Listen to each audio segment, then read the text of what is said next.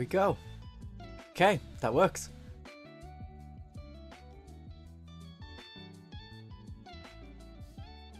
Yep, we got sound. We've got sound. We've got people. We have people.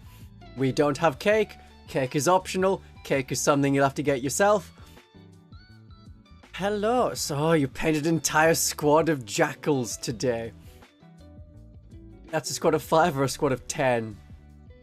Because there's quite a bit of difference. It's a lot of dirt bikes to paint. A lot of dirt bikes. And the quads. Yeah. In a year's time, I'll get more when they come out in the Combat Patrol magazine. Then everything will be fine. I'll just have a lot of dirt bikes. 10 dirt bikes. Okay. Okay, yeah, that's a whole squad.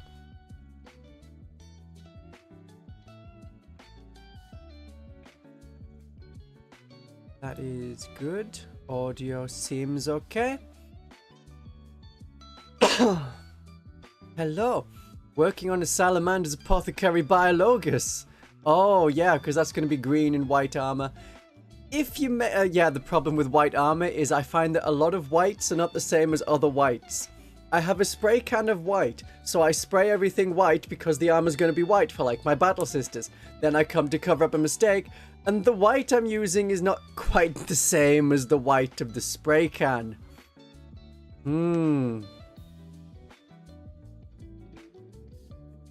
You'll have to upload. Oh, you upload things to other people. You upload jammy dodges to other people rather than downloading them. It's totally the opposite thing. Okay, a lot of people are doing painting right now. That's good to know. I wondered if anyone was doing, like, gaming right now. So, I don't know if people are still playing Space Marine 2. That was very much a, yeah, it was out in September. People had it in September. It was good for a few weeks, and then a lot of people have just moved on from that. So I wondered if people were still like, oh yeah, we're still doing Space Marine 2, so that maybe when it gets discounted for Black Friday, Electronic Monday, the 25th, yeah, November the 25th, then we'll get more people being like, aha, there we have more people coming in because it's cheaper. It's a much cheaper game, so there's more people to play with, and people will pick it back up again and play again. Badger Templars rather than Black Templars. Very good. Oh, your computer stopped being able to run it. That's a shame. That is a shame. I think quite a few people, if you follow the Paradox games, are getting back into Hearts of Iron 4 because they've done a whole rework of Germany, and people seem to love playing the Germans in World War II for some reason. Never mind. You can do things like, well, there's a button to kill Hitler, so that's always a fun thing. Just get rid of Hitler, and then become the Empire of Germany, and then do exactly the same things. But it's not with Hitler. We shouldn't mention the war. Exactly. 8,000 points of Necrons. Oh, right. Yeah. You do get to play the bad guys. I think it was with, what was the game series that had the Helghast? And people really wanted to play the Helghast, which were very much Second World War German codified. But, oh, what was it called? Can't remember the series. It was a pretty good series of games. Well, the first one was good. Then they went downhill. But people were like, I want to play the villains at some point, and, you know, their side. I mean, there was someone who was half Helghast in the first game, and you could play them, but it was on the good guy side. Killzone, that's the game. Yeah. Killzone series was fun. Very weird, because it was like such a galactic planetary scale, and it's really just between two planets that are relatively close to each other. Yeah. It was a good game. Good game. Ah, it was Sony's attempt at taking on Halo. I see. Didn't quite have the multiplayer part of it, which is, I think, a lot of why Halo was fun. You could get people couch multiplayer, where there's multiple of you sitting next to each other playing together. Or you can do it online. That was one of the first, like, online things. Very impressive for, you know, the time. Yeah, 4 people, co-op. Just be like, as long as you got 4 controls and the plug-in to make it go, it works. You're an EU4 girl, Valoran, rather than a Hearts of Iron 4. Yeah, that's very different as a game. It's more diplomacy and less, I click a button, therefore a thing happened because I have a focus tree. But it's a lot more war-focused and resource management stuff, so I can manage that. The diplomatic stuff of, oh, I happen to have fabricated a claim on the tip of this island. In 700 years, it will be mine. Oh, dear. But that's just the different time periods, really. If anything, it's the different time periods. My painting project... Well, I'm finishing up a Deathwatch Terminator with Lightning Claws. And then I should have a whole squad that's going to be Assault Terminators. So that in December, should the Deathwatch become more mainstream Space Marine again, I have a squad of Deathwatch Terminators. I've also got another set of Battle Sister Combat Patrol things. It's just figuring out, do I have enough like hand flamers and Inferno pistols to make sure that the Seraphim can actually work as real Seraphim this time? Otherwise, I'm like, yeah, I've got 1 hand flamer pair and 1 Inferno pistol pair per 10 when it should be per 5. So they need to get better. I'm also thinking of doing a Penitent engine, but with the Repentia Superior on the front rather than like a Penitent person. I'm thinking, if you've got like the Repentia, who a Mistress of Repentance is like whipping to make sure that they're going into battle, why not have the same thing but with Penitent engines? A Penitent engine that follows around the other Penitent engine. Yeah, oh, getting the Seraphim right is quite annoying with the kit bashing. You got to cut off the hands at the glove. Just behind the glove is usually the best place. And then you can make it work. Because the Seraphim box set, which you would also have to buy, that comes with 2 sets of 2 hand flamers and 2 sets of 2 Inferno pistols. Enough so that for a squad of 10... which would be the 5 Combat Patrol and the 5 multi-pose ones, you will have enough for 4 sisters with special weapons out of the 10.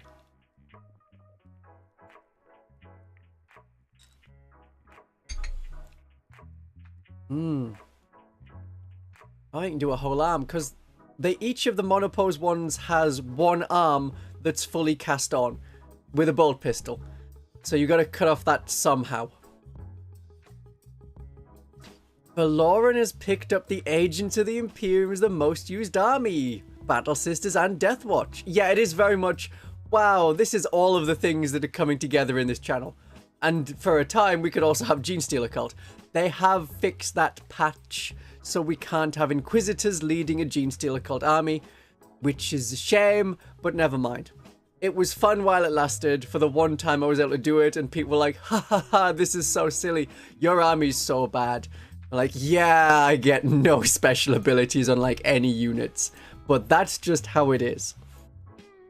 So how are people feeling about the potential rules changes coming in December? Because we're going to get a change to the Deathwatch in some way. We're going to get some change to how the Space Marines work, which could also impact the Deathwatch. We're going to get a change to Miracle Dice for the Battle Sisters. We are assuming, in a bad way, to reduce the number of Miracle Dice, much as like the Eldar Fate Dice have been reduced. So they could mess with like Simulacrums, they could mess with the Dialogus, they could mess with the Triumph of St. Catherine, where you generate a 6 at the start of every battle round. It could be that we go back to the 8th edition version rather than the 9th edition version, so you only get a Miracle Dice at the start of your player turn, or at the start of the battle round rather than each player turn, which in a like 4-player multiplayer game, that means you're getting 4 Miracle Dice going the rules as written there. They cannot take your Miracle Dice without your consent. I wish. Yeah. There's a lot of ways they can do Miracle Dice. Not enough ways I can think of to get a good video out of it. But with the Genestealer Cult, they're also changing Cult Ambush yet again. That is going to get a video, and it should be out tomorrow. So my thoughts on Cult Ambush, you will get them tomorrow. Because they are detailed, very detailed, in the ways they could do it. I'm not just... it's the Miracle Dice I'm wondering about. So Miracle Dice. Are they going to mess with the Army of Faith? Because if the Army of Faith doesn't have the Miracle Dice, the Army of Faith doesn't function. You would know this from watching my Miracle Dice Army of Faith video that came out on Thursday that I spent like all of this week on and was an hour long. And then people watched it or clicked on it and were like, well, I don't know what's going to happen to Miracle Dice, so I'll watch this later. And I'm like, okay, that's fine. It can just sit here on, was it on 4,000 views and it should be on 5,000. Games Workshop's not doing a lot right now. Yeah, it's on 4,000, it should be on 5,000. Yeah, so that's where there needs to be a Games Workshop news cycle for people to care and, you know, click on stuff. Otherwise, a lot of people are just like, and now I disappear into the void, like I was never there. Oh, you had viewers? No, I don't think you had viewers. Oh, they go away now. So that's what they've been doing, just disappearing into the ether. And they should come back and watch my videos. It has been nice when there isn't Games Workshop releasing like, oh, there's a new thing today, and tomorrow there'll be a brand new other new thing that I hope you definitely care about, because I don't necessarily care about it. No way I'm going to care about everything. But having nothing going on is kind of nice because it means that all of the videos and things that I've got planned, I can actually do them without going, right, drop everything. There's a new Games Workshop thing that people are going to care about, even if I don't necessarily care about it too much. Yeah, they're probably going to put a cap on Miracle Dice generation. Like, you know, you can generate one additional Miracle Dice. I hope not. And I do hope there's a caveat in Army of Faith that's like, you just get to ignore that. You actually get more Miracle Dice. If you want to play with Miracle Dice, there's a Miracle Dice detachment. That is what they should be. Otherwise, it's just, yeah, you can use more Miracle Dice, but if you can't generate the Miracle Dice, ooh, that sucks. Yeah. It was like current Warhammer Fantasy, they're having trouble with the Beastmen ambush rules. Because they did pretty well in, not Old World, Warhammer Fantasy Battles in the past. So if they're doing weird things with the Old World stuff now, it wouldn't be the first time they completely kill a detachment. Yeah, and we're seeing that a bit with the Gene Stealer cult and the way they keep messing with Cult Ambush. Like, oh, I'll just use this ability. Oh, why? Why would I ever use this ability? Why am I going to spend 2 command points on the Downtrodden Rise? It does nothing. Yeah. What other detachments have they killed in other armies? Where it just doesn't work anymore? Because the Orc ones still seem to work. They're relatively recent. I know they've had problems with like, the Pure Tip Engram. That lets you do nothing, really. Kroot isn't dead. Kroot is entirely viable. You just need to buy a lot of Kroot. The Kroot is fine. The Kroot has been winning, like, tournament missions. Oh, they got all the nerfs. Yeah, there was a lot of nerfs. But now they've had a points decrease on the Kroot, if I remember my balance patch point stuff correctly. Let's have a quick look. Oh, they're more viable now. So they were dead and then came back. Good. Control F, Kroot. Yeah, Kroot Carnivores went down. Kroot Flesh Shaper, War Shaper, Trail Shaper. Rampagers. Oh, they went down quite a bit. Kroot X Riders are down. Yeah, they're all down. Very much down. In points, which is good for them. Good for the Kroot. Yeah, the Guard Index... it's struggling to work. It sort of works. They changed the rule so that you no longer have to be stationary, which is good. It's no longer just all about the artillery, which as a combined arm detachment, it was surprisingly a lot about the artillery. Let's have a look what we got. We got Voice of Command. Yep. You can issue orders to someone within 6 inches, but you're sticking your officers in the units now, so you tend to just have them together.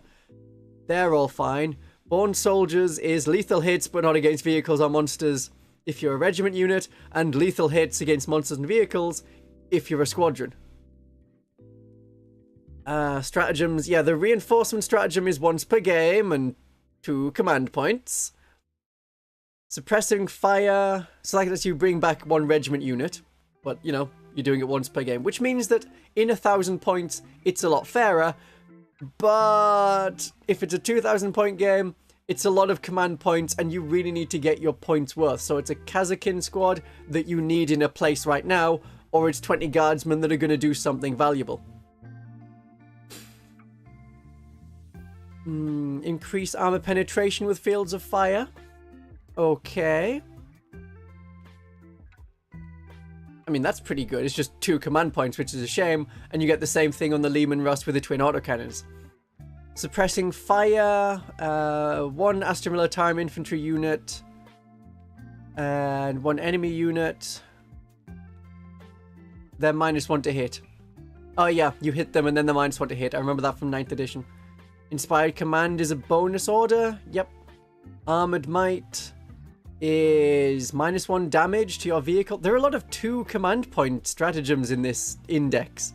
That's rather difficult. So Expert Bombardiers. Is it for the artillery? Yeah, making indirect fire. Add 1 to the hit roll unless you're battle shocked. So that's still very artillery focused. Yeah, half the strats are hard to use. Who'd got that 12-inch lone operative strat hit? Did they? Okay. Yeah. Reinforcements limited once per game. That's a problem for them. The Null Maidens, despite being a joke, if you can get that many Sisters of Silence on the table, it can work okay. It's working weirdly well in tournaments. It's just not... It's one of those things where the meme list is actually doing quite well. So people are winning tournaments with, like, the Kroot, with the Null Maidens, with... what's the other memey one? Oh yeah, Chaos Cult, where it's just all Chaos Cultists. People are winning tournaments with that. But tournament mentality and tactics and styles is just so different to how the casual player thinks about games and how they play. And I'm going to stick something about that in the video for tomorrow now, so I'll just make a note of that. So the Null Maidens can work, yeah, if you have 120 Sisters of Silence. Yeah, Baneblades don't have squadron keywords, so they don't get any lethals, so they're not great for that detachment, which is the only detachment at the moment. But the Guard Codex should be coming out, say, January, February time. Grey Knights are early in 2025. Imperial Guard are early in 2025. Eldar should be just after that. Then there'll probably be an armored detachment, maybe focusing on Talon, maybe. An infantry horde detachment, maybe focusing around the Ice Warriors. Then you'll have your combined regiment, and then, I don't know, do you have some kind of elite force, which is like, oh, it's jungle fighters, but we're focusing on the Kazakin. You've already got your artillery, you've already got your infantry horde. There's probably 4 detachments you're going to get. I can't see there being a cavalry detachment.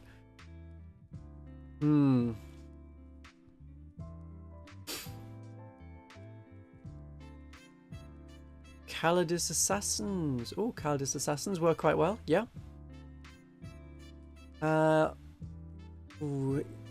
Officers can only issue so many orders per turn.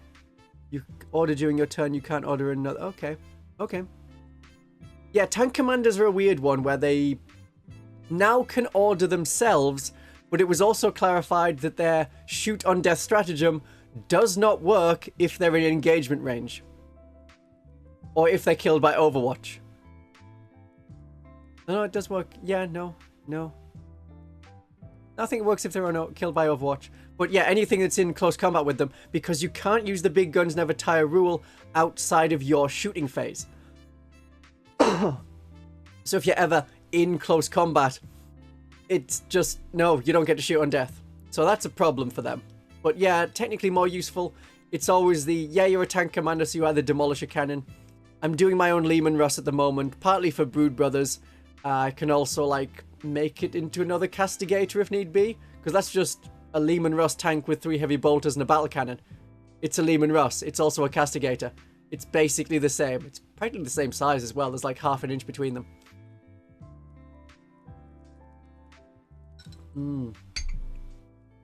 Ah, yeah, Tempestus detachment. That's the sort of elite infantry one. Yeah, I can see that happening. And then their Tide of Bodies won't be the Valhallan Ice Warrior themed, it'll be Krieg themed. Because that's where they're going to go. They're going to vastly redo the Krieg because they sold surprisingly well in Forge World. They're getting rid of all the Forge World stuff, putting it in a sort of mainstream 40k sales situation. And then we're going to see maybe a disappearing of the Imperial Guard Veterans box, or that'll just be for the kill team. And they'll do a basic Imperial Guard Krieg infantry unit, and then some other stuff. Do they need Death Riders? I don't think we need another version of it. It'll just be, yeah, here's the old models that you can use as Attilan Rough Riders.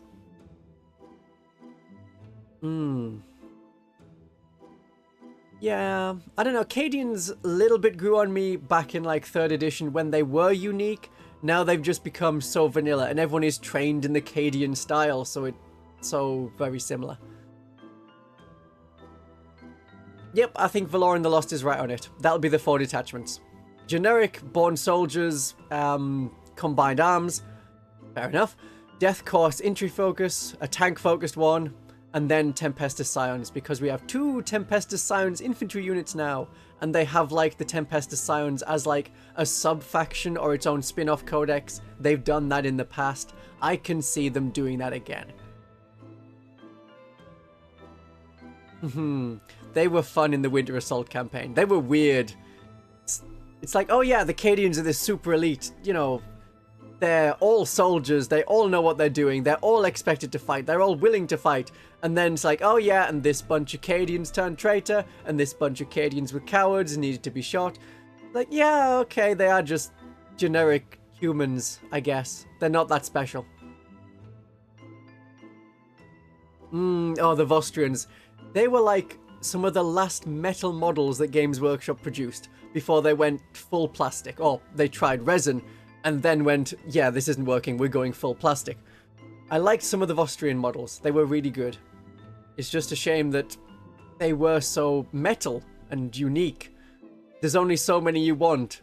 Where it's like, yep, I've got that squad. Oh, I have 15 of the same guy with a flamethrower in the same pose.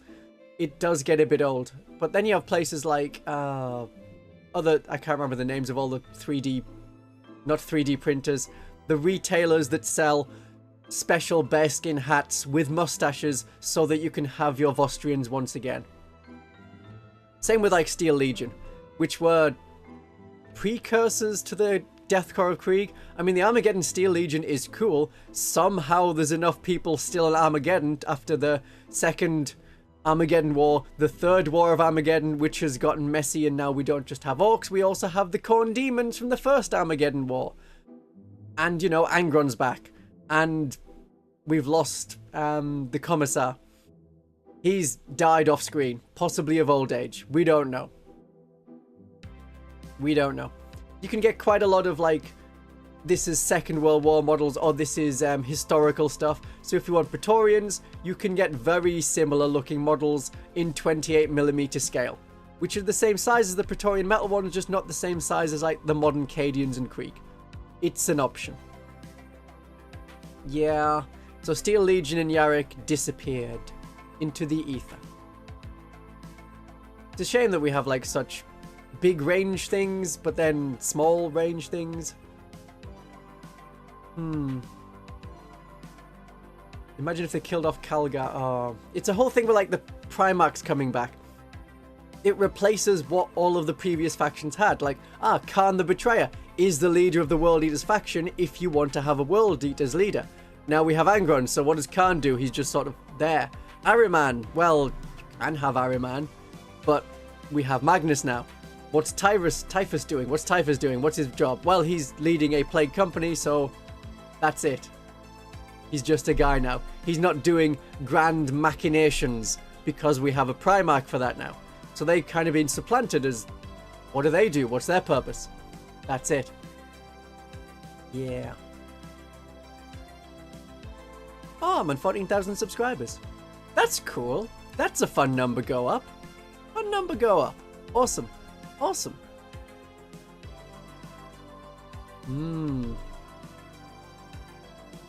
Yeah, I suppose it's only fair that Yarok does eventually die. Eventually, which he has, but of old age, we don't know. We don't know. I think it's assumed that at some point he retired and then started writing memoirs. Who's to say? Thank you, everyone. Thank you. So, shall I get up some nice stories? And we can cover all of the good things. The things that we're meant to be talking about today, since we've done half an hour of prelude. Okay. So, the first happy story is, I've called it One Army is Three Armies. It's all about kit bashing and making the most of, like, the bits you have. So, this person, they got a model which was a joke for the store's Miniature of the Month competition. So the idea is, I believe, you take the Miniature of the Month, paint them up, and they go into like a painting competition. So this would be when the Felgor Beastman came out as the one-off special model. It's a nice model. It's like the champion, but they switched out the hand, so it looks like a regular kind of dude, not a champion. So as a joke, I turned a simple Felgor Beastman into a Traitor Enforcer. The Traitor Enforcer was a character that used to be in the Renegades and Heretics army. That was something that had rules from like 6th edition up till 9th edition when they were still compatible with their 8th edition version. It was all of the mutants and the humans and all of the weird things together, like Spawn, Chaos Hounds, Traitor Ogrons, all of them were together in this Renegades and Heretics army. So this was working as a Beastman Commissar, complete with Scratch Sororitas backpack as a power source for the Power Fist, and even a little Commissar hat. He was in the lead for the votes on the competition of a solid 2/3 of the voting period, beaten out by a Tau stealth suit conversion. Now I'm hoping that this stealth suit conversion was more than just a base with like block or grass on it apart from 2 footprints, because I've seen that done plenty of times. I think they're on 32mm, they might be on 40mm bases. Base size is a whole weird thing.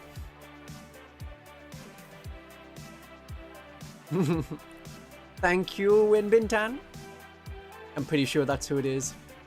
That's usually what WB is. But thank you very much for the 10 monies. Right, so they're beaten out by a Tau Cell suit. So after that, I theorized Chaos Space Marines with no power armor, which was months before the Chaos Space Marine Codex and the Codex leaked. And later, how to play this army, which is now, you know, Traitor Guard as Genestealer Cult, since the Felgors and Acolyte hybrids are the same on a lot of levels, the same size base, they're mutants, they are pistol slash, I think that's CCW for close combat weapon, rather than COW for it's a cow, which the Felgor Beastmen sort of are. So now I have, from this one model, a full-on Chaos Cult, Genestealer Cult, Imperial Guard hybrid army based on the Beastmen that has been dubbed as the Great Herd, because of one joke of a conversion. So that's a fun story about how you can get armies growing from like the craziest thing. And it's really nice to have a multi-use army, because if you get bored of playing the Imperial Guard Index, as I know like Imperial Guard commenters have been, like, oh yeah, it's the same index again with the same rules. If I want some variety and I only have Imperial Guard, I'm not really getting it. It's just, oh wow, there's been a slight rules update. Ooh, that affects so much. Oh, you're gonna get your buddy a unit of stealth suits, but it's all just bases. Let's have a check on the base size that they're sold on. The Tau Empire. S for stealth suits. Crisis stealth suits? No. What are they called? Yeah, they're called stealth battle suits. They're on 32mm bases. Okay, that tracks.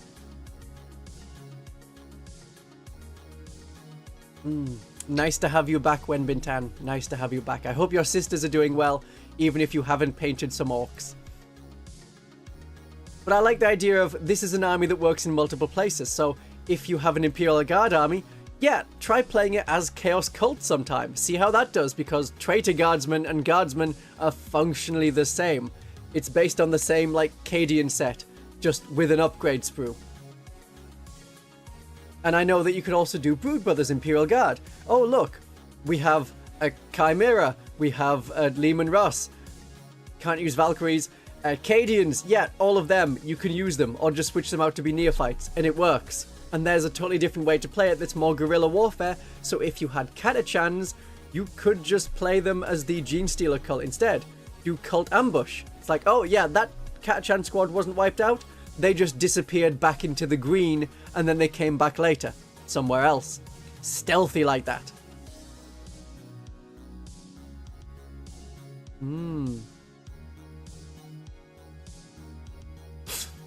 Oh yeah, 10 points cheaper on the heavy weapon squads. Also the artillery pieces. They're like the bombard, the big mortar, which is also optionally a las cannon, heavy las cannon. Yeah. I don't know if people, okay, like last edition, there were some really interesting make your own army things where it's like, okay, you can make your own cult. You can make your own Battle Sisters thing. You can make your own Eldari Craft World using rules that you want. Then it was either, okay, this is the best one, so everyone should go for this. Or it was, yeah, you can do that, but it's going to be vastly underpowered compared to, like, the main 6 orders. So you can have your own army for Battle Sisters that's your own order that specializes in heavy bolter weapons and anti-psychic stuff. But you'd probably be better off playing, like, the Order of the Ebon Chalice. It is fun. If you're really into the fluffy side of it, being able to make your own faction like that was good. What we have in this edition, which is pretty good, is being able to say, okay, regardless of how my models are painted, regardless of the chapter or order they're from, I can use any of the detachments, and I like that. It's a different kind of flexibility. It's like going from, okay, we have so many rules, pick the rule you want, to there are no rules. Go have fun with that. Oh yeah, we used to have 3rd edition, no, 4th edition Space Marines. Pretty sure it was 4th edition Space Marines. Could have been 5th edition. Pretty sure it was 4th edition. Yeah, it feels like 4th edition. Where you had your own, make your own chapter, and you could pick 2 minor good things and 1 minor bad thing, or like 1 major good thing and 1 minor bad thing. There was no like major drawback. So if you were playing the Imperial Fists, then your Devastator teams got better. Attacking vehicles and tanks, that was better for you. However, at the end of the game, your opponent could choose to play 1 additional turn. The game used to be 6 turns, so they could choose to have a 7th turn, just so that they had more time to win.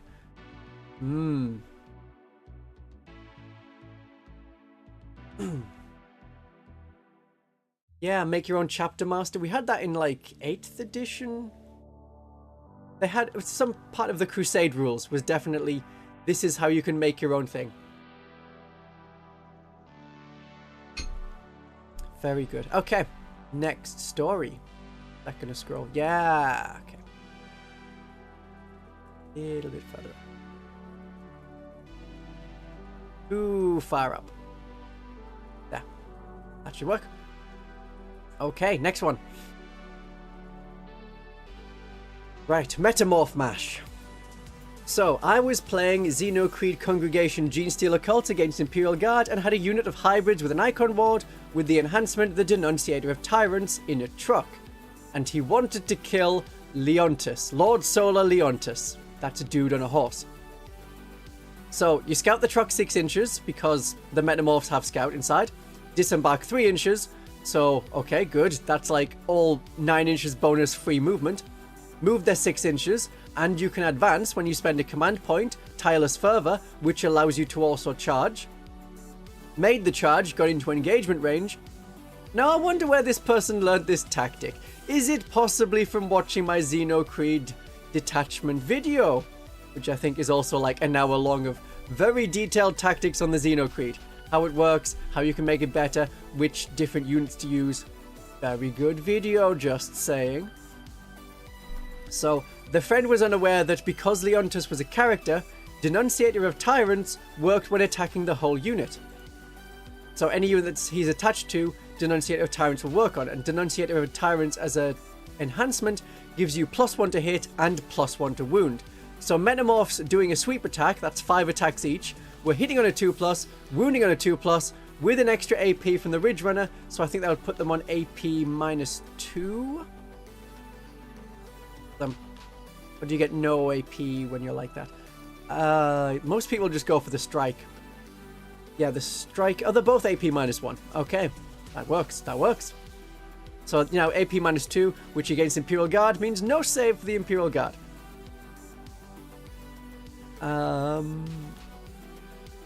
Okay, the friends, everyone else who was watching it was like, oh, those Metamorphs are so dead. But then the Metamorphs killed the entire squad and knocked Leontus down to 2 wounds. Leontus fell back and the tanks and Deathcore of Krieg moved in to block. Then he shot with one of the vehicles, unaware that there was now a Brood Surge. Now, if you're being nice to your opponent, I would very much tell them, hey, you can take that back if you want, because as soon as you shoot me with anything, I'm going to Brood Surge like 6 inches or D6 inches if I have any hand flamers. That's just a nice thing to do. So that meant he moved the hybrid Metamorphs into engagement range with the Deathcore of Krieg. Realizing he couldn't shoot them anymore, he bayonet charged with the last remaining Deathcore unit, trying to kill the Metamorphs before they killed again. But with the Icon Ward, the Metamorphs are getting a 4+ feel no pain. And at toughness 4 against bayonets that are wounding on 5s, they're gonna live. So then, this person used the stratagem Frenzied Devotion, which increases their attacks and weapon skill by 1, but in exchange you get Hazardous. In the current rules, you can use Feel No Pain against hazardous tests, but you have to succeed at 3 hazardous tests. On a 1 wound model, you tend to just lose the person.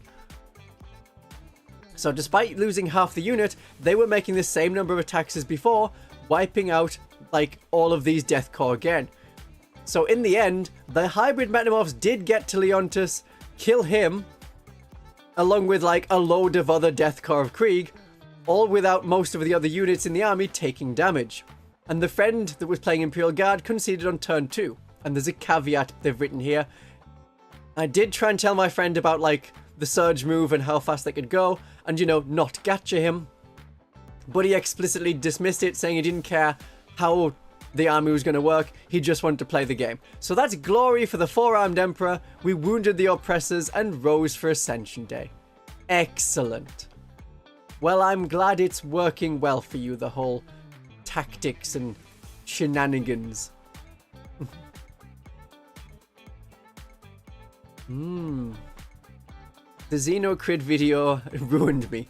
Now I'm running as many lists as I can with silly scout moves from a box before loading assault units into the box and moving it. Yeah, it's great as like, this is a mobile bunker. It's hard to kill the infantry if you have to kill a vehicle first, and then everyone that's inside is actually able to be hit. But yeah, what have you got left? Do you have any anti-infantry units left? Maybe you don't, and so you live a bit longer. And the truck is also good for like ferrying around people from ambush markers. Just get into the truck. Move the truck. It's a good one. Ah. 4 middle fingers. I suppose the claws have a middle finger. So the Xenocrid are doing quite well at the moment. They're not the best detachment, like, tournament-wise, but they're doing very well. Especially since the points went down on so many units like the Neophytes, the Acolytes, and they didn't go up on the Metamorphs, which is important.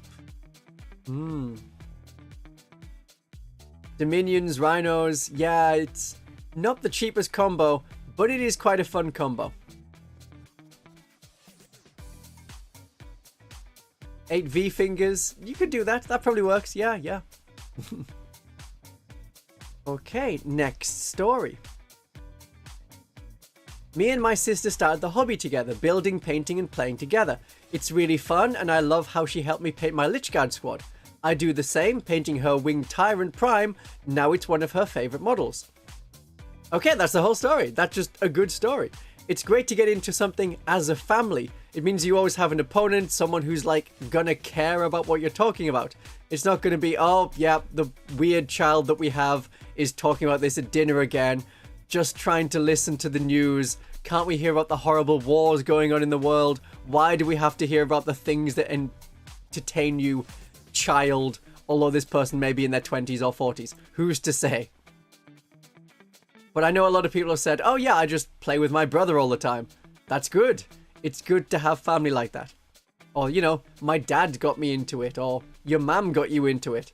That works. That's always good. It's fun. It's good fun. Good family fun. Okay, next one. Space Marines represent happiness. So after a particularly rough patch in life, I bought a Space Marine. I'd always been around the hobby, and in years prior I played and painted for hundreds of hours. An ex-partner made me feel ashamed of this, and I put it all away to please them. That's unfortunate. You should really be encouraging your partner's hobbies and be like, yeah, this thing that gives you joy, do more of it. Do more of that. But like I said, I bought a Space Marine. I painted him like a Blood Raven, and for the hours of time I have put into painting this tiny plastic thing, my brain was quiet and I was happy again. I still have the Space Marine. He's in a display stand next to pictures of my kids and wife. I assume again, pictures of the wife, not I put my wife in a display cabinet. In our happy home where geekiness is encouraged. So I've arranged it on theme. So we have the good things of like, this is a family that encourages one another to enjoy their hobbies and play and have good fun. That's great. That's what we want to hear. That's the whole thing of like, family. Family is important. Drive cars fast, family. Paint Ridge Runners together and Acolyte Jackal Bikers together because family. You could do a good Gene Stealer cult army that is like Fast and the Furious themed. That would absolutely work. And the amount of explosions that happen, the fast cars. Yeah, it all tracks. That all tracks. Because family.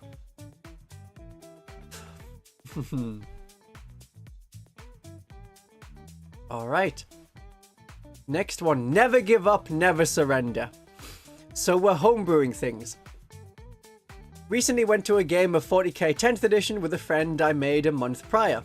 I assume that this is a friend you found, rather than making your own friend out of like a bucket with a smiley face on it. That is an option. If you can't find an opponent, make an opponent and just move their models for them. You can do that in Kill Team now, where it's like, yeah, we have an AI version where you have AI little peoples and they follow an AI script. It's not quite as like intensive as the Blackstone Fortress. Because Blackstone Fortress had like, yeah, this is what the AI would do. Figure out how many tiles it is from any particular person. Roll a dice on a table. Then it does this one particular thing. And it just took a while to figure out what you're doing for so many people. The Age of Sigmar version, which is all about getting into a city of the dead to kill a vampire that's like a werewolf as well. So that's like an abomination and needs to die. That had it much easier where it's like, yeah, they're zombies. They move towards the closest model. Easy stuff. Yes. So, my family has... No, my homebrew Imperial Guard versus his Death Skull Orcs. I goofed up because my infantry didn't screen my Lehman Russ tanks, and they immediately got tagged in melee. Yet that's good. That's going to happen when the Death Skull... Oh no, the Death Skulls are like looters and tanks and things. And blue. I was thinking of like the snake bites. No, not the snake bites. They're more like squiggy and native. Blood Axes. The Blood Axes mercenaries that have a lot of the infiltrators. Yeah. So, this guy knew I'm going to lose on turn 1. But we decided to continue playing, with me doing a last stand trying to take down as many orcs with me as it could. The game was amazing and fun despite the stomp.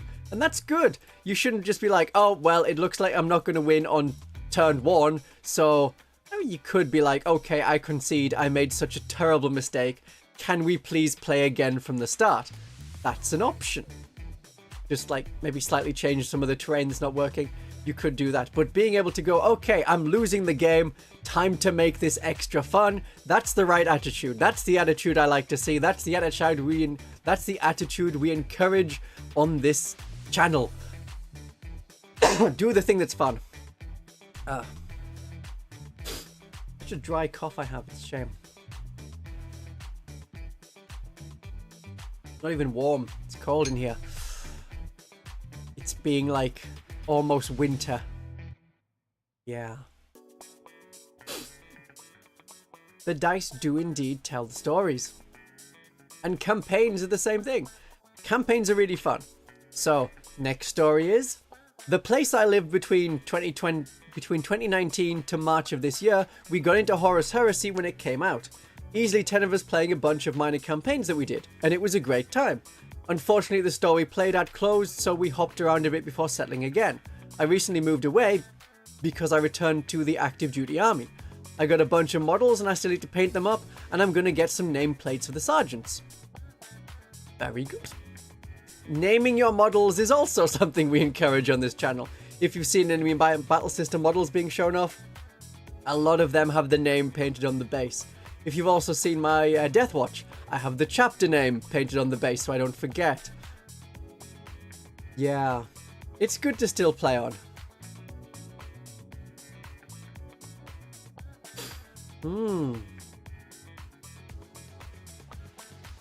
Roleplay their inevitable demise. Yeah, you can. I mean, if you're playing Crusade games, then it's like, okay, well, I can still do a lot of damage and win the war long term, not just lose this battle, which it seems like I'm going to do. Or, aha, I have still managed to complete some of my secondary missions. If you're playing the Inquisition, maybe that was the real plan all along. It's just a shame that when you've got, like, the Imperial agents as allies into another army, you've really got to pick whose secondaries you're going for. Is it going to be like the Adeptus Sororitas secondaries, or are you going to do the Inquisitor's secondary missions? Because if you don't do the Inquisitor's secondary missions, you're going to fail at uncovering this plot, and then bad things are going to happen to the Inquisitor. Yeah, it's definitely a toss-up. But yeah, with campaigns, it's difficult to know when to end a campaign. You want a big ending game that's super strong and fun, and maybe is a multiplayer game, but you also need to lead into it. So 3 months is like a long campaign. 5 or 6 weeks is maybe okay. It depends how often you can play. That's assuming you're going to miss like 1, maybe 2 weeks. So 3 or 4 weeks of doing the same thing, that's about right. That feels like this is a cool, like, one mission, one long battle that's in different stages. So you can say, oh yeah, we do the recon bit, we do the strike bit, and then we do the, is it going to break through and going to get to the second lines, or are you going to be pushed back? You can just do fun things like that. It's like, we affected this minor area of this battle zone, rather than, yes, our 2 500-point armies fought for the fate of the planet. Doesn't quite feel right when you're doing it on that scale. But anything that's more, yeah, this is one part of a war zone in among many other war zone bits. Of course, it depends on the army. If it's an Inquisitor with a Deathwatch strike force that's doing something special, that's probably going to have campaign-altering effects. If it's a bunch of Termagants running at a bunch of Imperial Guard, maybe not so much. Maybe not so much.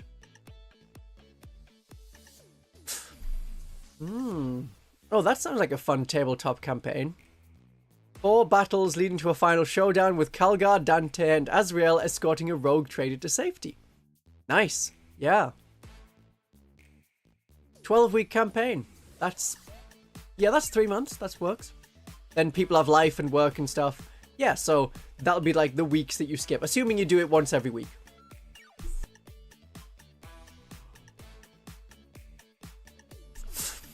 Yeah, sometimes I've had campaigns that are just like, yeah, this has gone on too long. Or we had a really cool moment then, but it was like in the middle of the campaign, but it feels like that's a campaign ender, so we could just leave it there. I recently finished my a short Battle Sisters campaign, which was like 4 missions, go into some weird mist, kill a Malanthrope and its Venomthrope creatures that are spreading like creepy spores, get out of there, and now I'm going off to fight like a Chaos Cult or something, because my next opponent's going to be like, yeah, we're going to have 3 or 4 games with a Chaos Cult, and they're going to switch between like 2 or 3 detachments, and I'm thinking, I could just be the Army of Faith the whole time. We'll see what happens with Miracle Dice. Hopefully the Army of Faith is still like somewhat viable. Otherwise it's, do I go back to Hallowed Martyrs? Do I go back to Bringers of Flame? Or do I suddenly go, right, Penitent Host? That's what we're going to do. If we can get lower points on Repentia, perhaps. Games Workshop seems to be really pushing like Repentia and Arcoflagellants, especially Arcoflagellants, in every box they're selling. New Combat Patrol has Arcoflagellants, the Christmas box for Battle Sisters, which is still available in quite a few places, despite it, you know, being pre-ordered yesterday and most of the Battle Forces instantly being sold out. The Penitent Host still seems to be there with its 10 Arcoflagellants, 2 Rhinos, 2 Penitent Engines, and 10 Repentia. Yeah. But short campaigns are better than long campaigns. Otherwise, it's like, yeah, we'll get more good things. More good things will happen if we play more and play longer. And, you know, it's knowing when the party has peaked. If I'm out on a night out, it's like, okay, it's 11 o'clock. The club is closed. Good. That was a good time. I'm sure we all have like another hour in us, but no, that's it. Otherwise, it's like, okay, we could walk for 40 minutes to this other club and then be there until 1. So we'll be tired by that time, and what are you going to do? What's the good stuff that's going to happen in that last, like, 25 minutes? It's not going to happen. The party has peaked. Go home. Play some video games.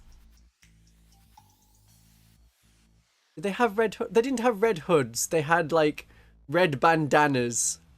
That's sort of, yeah, it was like cloth stuff rather than hoods. But that works, and now I'm thinking of it. I'm considering maybe I should use more hood models on my Repentia. Get some more hooded heads. Because with that Combat Patrol stuff I've got, I now have another 4 Repentia. I'm sure I can make one of the Arcoflagellants from that also into a Repentia.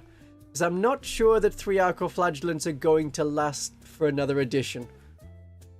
We'll have to see what happens.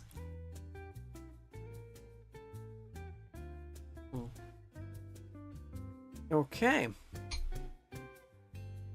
The next story is OP went on a vampire journey. If you don't know what OP means, it means like original poster. It's for things like Reddit, where it's the person makes the statement and then a lot of people comment on it. Now, I'm okay with Arcoflagellants being part of the Battle Sisters, because then you have Ecclesiarchy plus the Battle Sisters all together.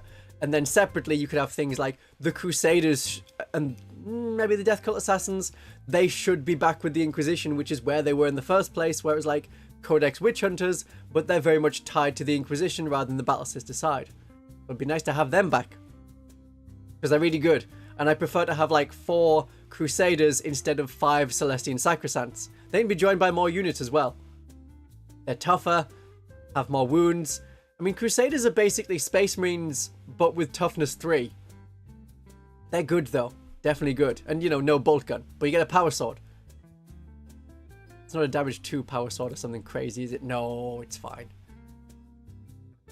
But that's impressive. It's impressive what they do. Right. Vampire Journey. We're going on a vampire journey. So there are 3 stories for me. When I first got into Warhammer Fantasy Battles back in the 90s, it was because someone was teaching me D&D using his vampire counts and orc models for our campaign. I thought they were such cool models and already loved painting from doing model cars and ships and things. So they took me to the local hobby store and played a game to teach me using a small force of their Bretonnians and vampire counts. My birthday was coming up, and seeing I was really enjoying the game, they just went and bought me the starter set as we left. So I'm assuming that this would be the Bretonnian and Lizardmen starter set? That would make sense. So that's how I got into Warhammer. A few years later, in high school, I just got into 40k with a small force of Space Wolves, and people at the shop liked a lot of my painted models from Fantasy. So I'd get offers of kits and bits to paint up a squad or 2. Well, all that ended up with me being, like, really orky and getting lots of spare parts and some spare guard models. And getting some spare guard models. So I expanded into a love of kit bashing. Lastly, a few years later, I sold all of my Warhammer stuff to help with rent and some medical bills.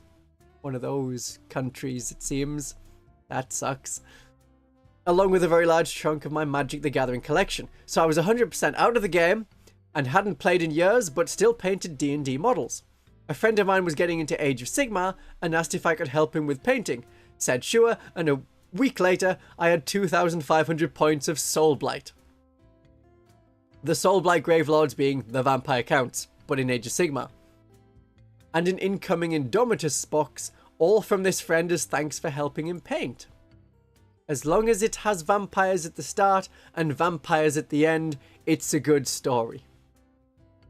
Yeah. Good vampire stuff. They're pretty fun in like Age of Sigmar, and also now in the old world again.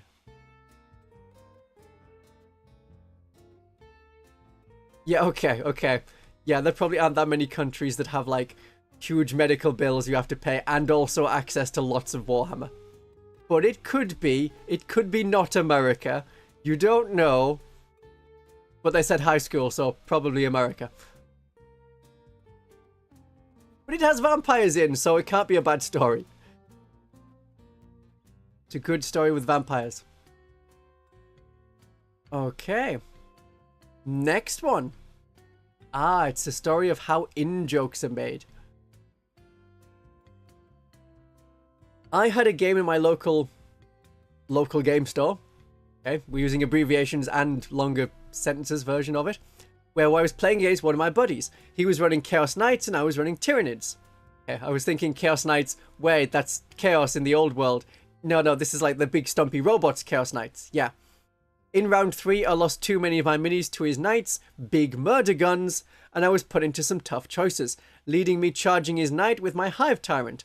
It had a feel no pain enhancement, and I was merely hoping to stall him while my other miniatures captured objectives. Good. You're losing, and you kept fighting, trying to get the victory points, trying to win, and at least keep playing the game. Good fellow. But lo and behold, my Hive Tyrant was tanking it all like a champ. After failing shots from the knight, my little Hive Horror kept trucking along and continued to survive against the odds. I ended up with that victory through points. See? This is why we don't give up. And to this day, I get to use the catchphrase with my friends, the Hive Tyrant never dies. So that's how in-jokes are made. And it's nice to have that, do you remember that? The amount of times I've been playing Hero Quest with friends, and it's always the barbarian that ends up falling into the pit trap. So it's like, okay, we could search for traps, or we can just have someone that's not the barbarian walk into the room, and then there'll be no traps, because if the barbarian walks into the room first, we know it's going to be pit traps and spear traps and dart traps immediately. It's always the way.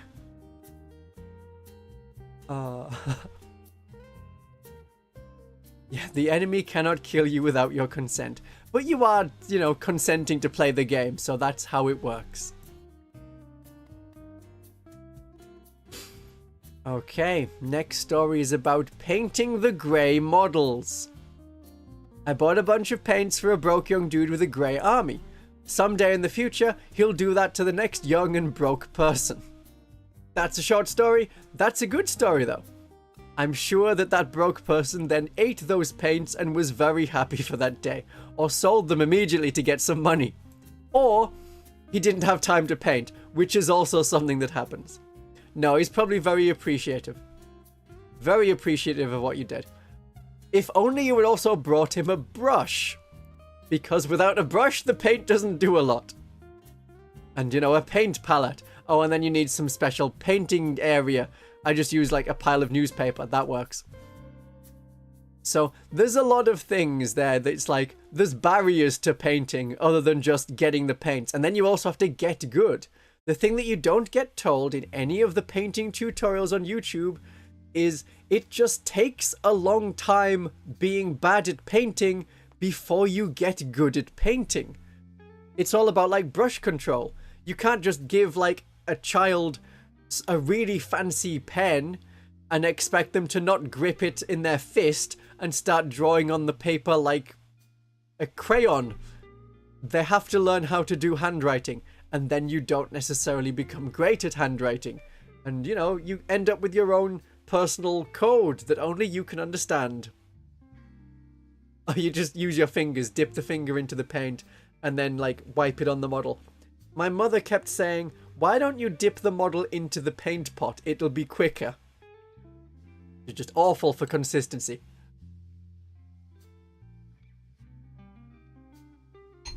I did see that long-time enemy of the channel, Paul, who is bad at stuff, has mentioned grey models recently.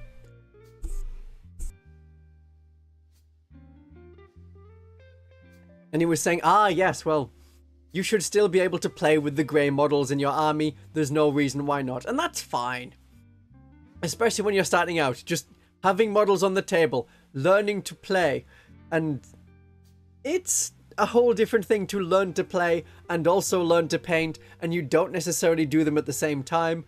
And you don't exactly get bonuses for having painted models. I mean, you do. There are 10 points you get when you have a fully painted army. That's like the tertiary victory points. But a lot of people just ignore that.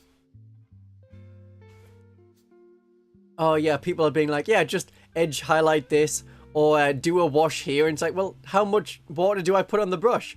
Do I just take it straight from the pot if it's a wash? Do I add water? How much water? Do I make a wash from like another paint? And figuring out how to do all those things and mix paints and what consistency to use, it's a whole thing you've got to learn over time and doing it wrong. And you also have like the stages of painting eyes. I think stage 1 is the best, where you just don't paint the eyes, just do a little wash vaguely on the face and it will get into the recesses where the eyes are, and that works. When you're looking at a model from any distance, you don't want to have the bright white eyes staring out of you with the central pupil that doesn't reach the top. Look at your eyes in the mirror, people. You have working mirrors, I don't. Look at my eyes right now. The coloured pupil bit is in the middle and it touches the top and it touches the bottom of my eye holes. That's what an eye should look like. So having it as like a series of like 3 vertical lines that you fill in, or just painting it the eye colour you want, in this case green for me, and then doing a line of white either side, is what works better for eyeballs, rather than big white thing, tiny dot of blue in the centre. Yeah. Ooh, if you aren't gonna bother going to paint your army, you have Tabletop Simulator. That is one way to do it. Then the problem is you're stuck with one way of painting it. Like, you want to play Battle Sisters? Well, it's Hallowed Martyrs for you. Doesn't matter if you want to do Ebon Chalice. No. All we have in Tabletop Simulator right now is Hallowed Martyrs. Or it's like, oh, we have some units in, like, the Bloody Rose, but if you want Repentia, no, you have to use the Hallowed Martyrs painted ones from, like, the box art. Like, okay. Fair enough.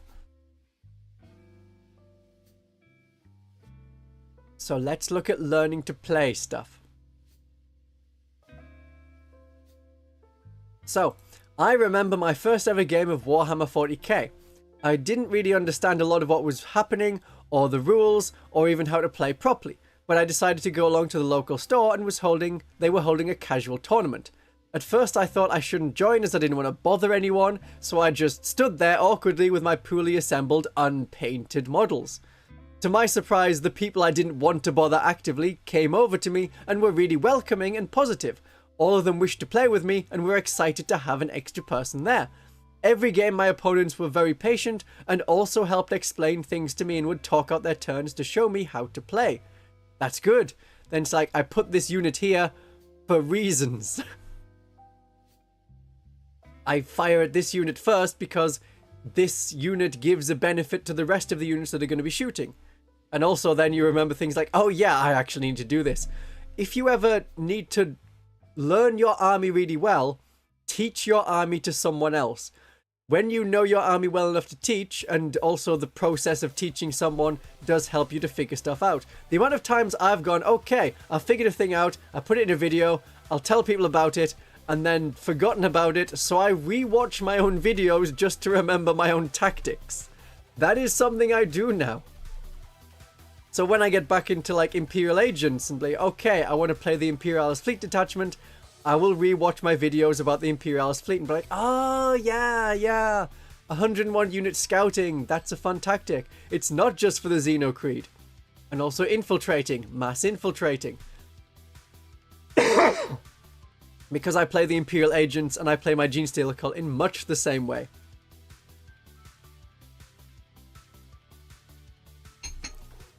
So, continuing the story, this one experience showed me this was a community I wanted to be part of. Okay, that's the end of the story. Right, yeah. So, grey painted, unpainted armies are, well, not grey painted, grey unpainted armies. We're not talking about Space Wolves. They're just never welcome anywhere. Grey unpainted armies are welcome, especially if it's like your first games. I just don't like someone coming up with an unpainted tournament army list, having a casual game, and then giving the gall of saying, oh yeah, well, I get 10 points for a painted army, you get 10 points for a painted army, as if that's like standard. No. Yeah. In a story like this one we just had, where you're learning how to play, that's fine. That's how you get new people into the hobby, that's great.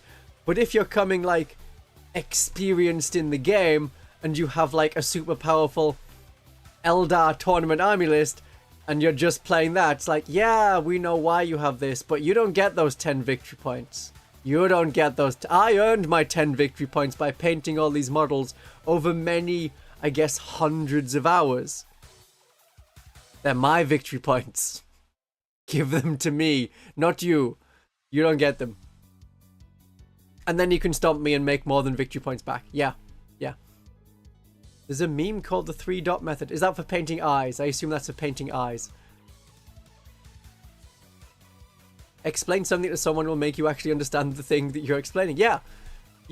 If I'm like, oh yeah, I totally understand this army, then I try putting it in a video script and I'm like, I do not understand this army. Oh, right. Friendly local game. Right. It's battle ready when it has 3 colors on it. So you do a dot of blue, a dot of yellow, a dot of red. Yeah, look at that. My army has 3 colors on them. Got it. I see. I mean, it's not that difficult to prime them one color with, you know, a spray can, and then do a little bit of highlighting on 2 different bits. Highlight one shoulder yellow, one highlighted, and then the other shoulder pad's highlighted red. Great, there you go, there's 3 colors, and it looks better than if you'd just done nothing. And then you can paint them up how you want whenever you have time. A lot of the armies are just very mono color. Space Wolves, they do have the little like fetishes and extra bits that you can add on. Grey Knights are silver or grey if you want to be pedantic like that. There's not a lot of color beyond that. Ultramarines are just blue. They come in blue plastic. You put them together. Yeah, that looks like an Ultramarine from a distance. You don't need to paint it more than that. Death Guard green. You can also do the white version. It's not unpainted. It had the misfortune of fighting the Emperor's children. Did they take all of your colors? Oh. Or it's like badly painted and it's got colors everywhere, and they've hit you with paint guns that also are noise machines. That's how it can work.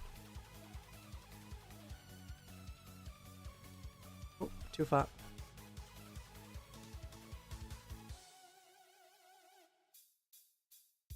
Learn to play 2 is where I want to be. Come on. There we go. Yeah, it's not... The Death Guard models now are so incredibly detailed. The zombies especially. The Poxwalkers. So many bits on them. They're fun to paint, but it's a lot. It's definitely a lot. They go outside of the Space Marine norm of... Yeah, Space Marines are easy to paint because you can just paint everything the same color and it looks about right. You don't need to have different colored panels for like the belt and the chest piece. You can have like the Aquila in white. You don't have to, but you can. Necrons being very easy to paint, yeah. They're suggesting like a more of a 2-color approach where it's like the bare metal and also then like the outer carapace part. That's still pretty easy to paint. Yeah, each of the Death Guard... They did go so hard on the Death Guard models from, like, 8th edition. So each individual, like, squad sergeant has the detail of, like, a Biophagus or something from a Genestealer cult character. Oh, Custodes, yeah, you spray them gold. If you want to do, like, the tabard in red, you can. Not all the models have tabards. There you go. Army sorted. So, yeah, that's an easy one to paint. Okay. Next one about... how they learned to play. Next story. Not 40k related, that's allowed. But I started tabletop gaming by joining a Warhammer the Old World group. Okay, so it's still Games Workshop games. Fair enough. Right before the game launched. It had been out nearly a year. Oh, that's a note I've written. Okay, that's why it's in bold. Yeah, because Warhammer the Old World came out in like the 20th of January 2024. So we've had a year with the Old World. Doesn't feel like a year. It feels like longer, actually. But it's pretty fun as a game. I haven't had that many games of the Old World, despite being like, yeah, I have several Old World armies that I could just pick up and play. Maybe I should do that more. Just be like, yeah, I'm going to play Old World this week. But then it's knowing how well to play. I could do that like next week. I could do that. It's an option. So there are several Fantasy Battle veterans in the groups. That was like the previous Warhammer Fantasy that ended in like 2016. They've been wonderful in helping teach newer players and offer hobby advice, and they've grown into a fairly large group who are all very supportive of each other, and it's been really fun. Yeah, that's why. We've had the Old World for 30 years. That's why it feels like, yeah, I've played a lot of this game. Just not in the last year, when we've had Warhammer the Old World with the rules Warhammer the Old World compared to Warhammer Fantasy Battles. So that's the whole story. It's a group that knows how to play Warhammer Fantasy Battles and have helped people get into Warhammer the Old World. Because Warhammer the Old World's rules are like some of the best bits of like 5th, 6th edition, 7th edition, 8th edition. It really started to go downhill in rules. Didn't like 8th edition. I am not a big fan of 8th edition. But 6th edition, that's good.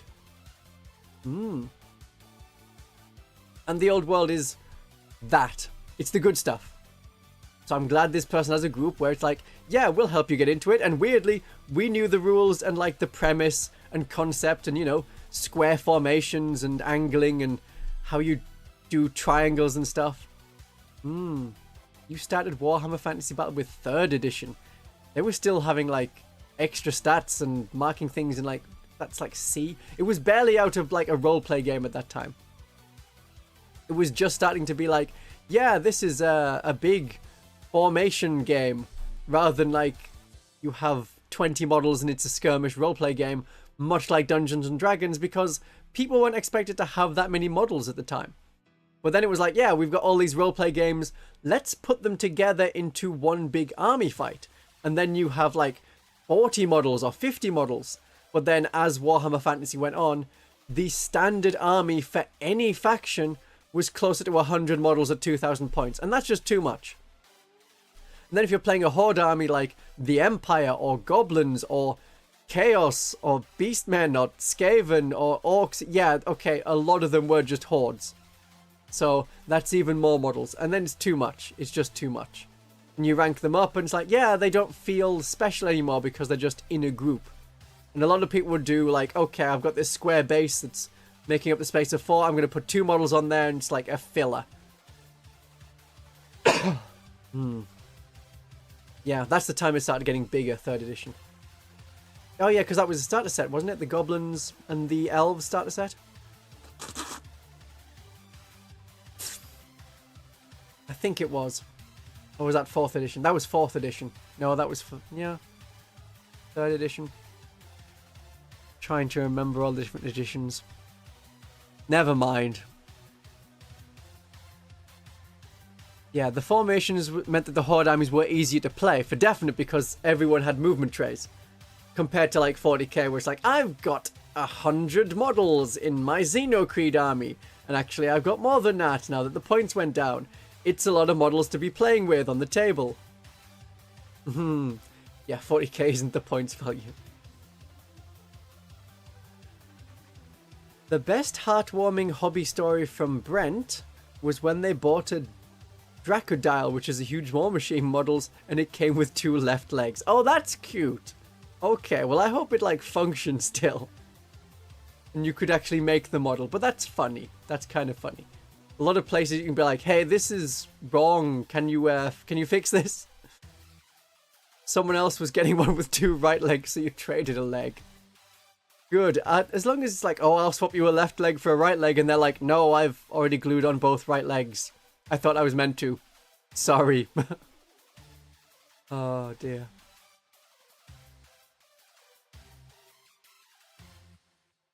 Okay. The next story is another one about helping people get into 40k. So my friend wants to join into Warhammer, but he's out of a job. So I'm giving him the Tyranid Combat Patrol as well as a bunch of paints and other hobby supplies, so we're remembering the brushes this time to get him started into the hobby. Now that's a big gift. That's £100 for the Combat Patrol, unless it's like the older Combat Patrol or half the Leviathan starter set, which is fair enough because it is just the Combat Patrol with some extra bits. But if you have no job, you don't have the funds to get into 40k. It's a very expensive hobby, and it is like 4 hobbies in one. It's painting, it's modeling, it's gaming, it's knowing how to tell good stories, it's 3D printing is an optional extra one. That's a whole hobby you have to understand in itself. How does my 3D printer work? What are the updates for my 3D printer? How do I make the 3D printer print in good resin? How do I actually do the printing of the 3D stuff? Why do I need to have like a well-ventilated room? Do I have to have a well-ventilated room? Can I just breathe it in? Why are my lungs made of resin? Things like that you need to figure out. But that's quite a big, hey, I'll help you into the hobby with loads of money. Some people go with more, I have this old army that I've never played for ages, which is what I know some people have done with like Firstborn Space Marines, where like, oh yeah, I've had these in the loft since 1998, and I stopped playing with them ages ago, or when they brought out the 8th edition stuff, or even the weird 7th edition stuff with like, yeah, here's a Space Marine Centurion, and everyone's got grav weapons now. Grav weapons were such a temporary thing. They seem to be not so great as other weapons at the moment. The guy from the thing, I'm pretty sure your heartwarming story made it in there somewhere, or it's coming up. I think everyone's heartwarming story was mentioned. At least all the ones I had from from yesterday beforehand. Yeah. Oh, the community is going to be so struggling. Never mind 10 years. The amount of people 3D printing and breathing in resin in their apartments and things like, oh yeah, well I opened a window. Yeah, and there's their parrot in like the cage, calcified from all the resin fumes. Poor things. But I know 3D printing is more popular outside the UK, where it's like, yeah, the price of Games Workshop stuff is much higher because you have like the import tax to consider, which then Games Workshop doesn't pay that. Then it gets passed on to the, you know, distributor, the supplier, the private company that's distributing it within your not UK country, and then they go, oh yeah, well we don't want to have this extra cost, so we'll pass that on to the customer. And so the price of Games Workshop stuff is percentage-wise higher outside the UK than it is in the UK, and it's very, very high in the UK. I crave the certainty of resin. I will be remade. I will 3D print myself. Oh dear.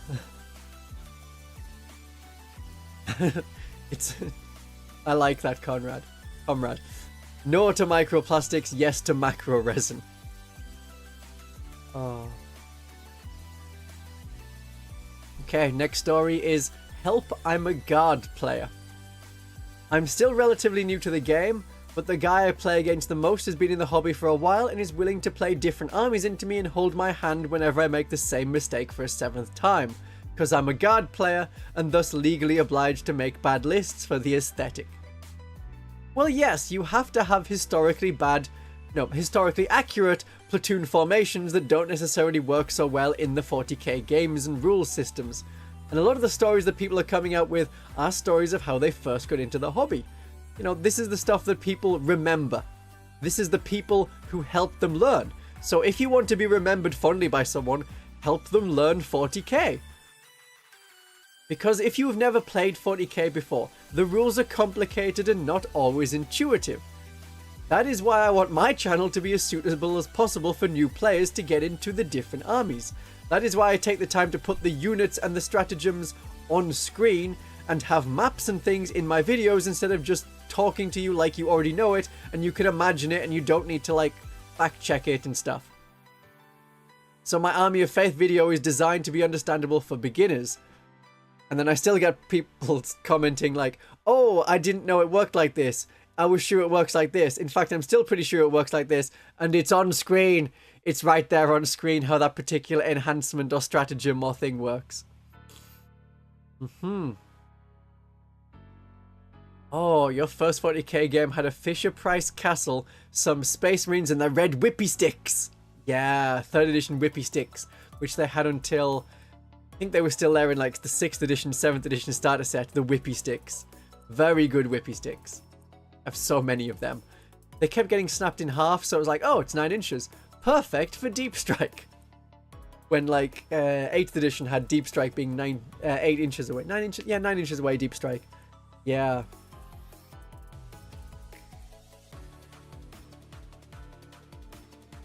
You cannot help but scout move a chimera and load in some scions. It is scions? Yes. Tempestus scions. Yeah. I'm thinking Kazakin can also scout? Kazakin are an option. You might want to go with Kazakin.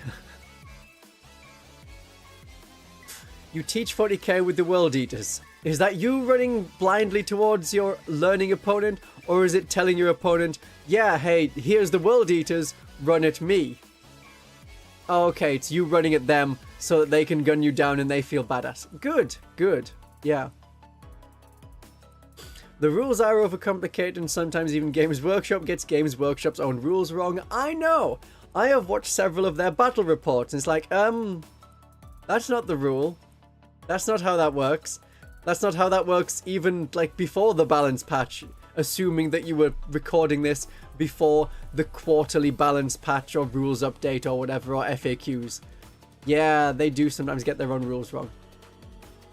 Like saying, oh yeah, repent you have no save. Like, they have an invulnerable save. Please roll the invulnerable save. Then do the feel no pain. You just skipped that and went straight to the feel no pain. What are you doing? Play Repentia correctly. There are too many points to not pay them correctly. You just discovered how the fight phase works. Good. I'm thinking I'll do a video on like the shooting phase soon. Yeah, we'll see what I can manage in like the coming week. Because I'm wanting to get some videos out before, because it might be like on the 1st of December that they start doing the, hey, here's the new stuff. Or they may wait like a week, so it's like the 8th. I don't know. It'd be like as soon as the 5th that they're like, hey, here's all your new Battle Sisters Miracle Dice and your Gene Stealer Cult Ambush and whatever's happening with the Death Watch. Yeah. I also like the simplified 10th edition rules compared to the 9th edition wall of rules of faction rules, sub-faction rules, general rules, extra special rules. Welcome, Revan, to Von Carmian's Legion. Thank you for joining. There's so many rules. Oh yeah, and the stratagems. Like, you have 57 stratagems. 28 of them are in your codex. The rest of them are in a supplement book. The good ones might be in the supplement book, so I hope you read it. There was a lot. Far too many rules. Ah, comrade, you're doing, like, the scout moving with the Kazakin and then swapping them out for scions. Very good. That works. That's like the Xeno Creed stratagem, where you have the Metamorph scout with the truck, get the Metamorphs out, get someone else into the truck for safety. You're playing Necromunda, what is this balance? I hate the Vansar in Necromunda, because it's like, what is your bonus thing? Oh, well, my lasguns are better. Oh, okay. Lasguns are free, aren't they? Yeah, I'm like a horde of Vansar with amazing lasguns and super tech. I'm like, ooh, okay. That's not fun.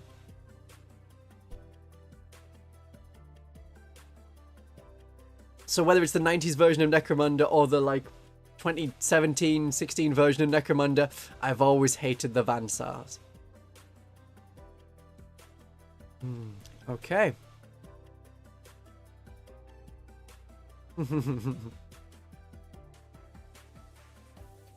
So, you're willing to forgive the Vansars just because their models look good. Their models look pretty good.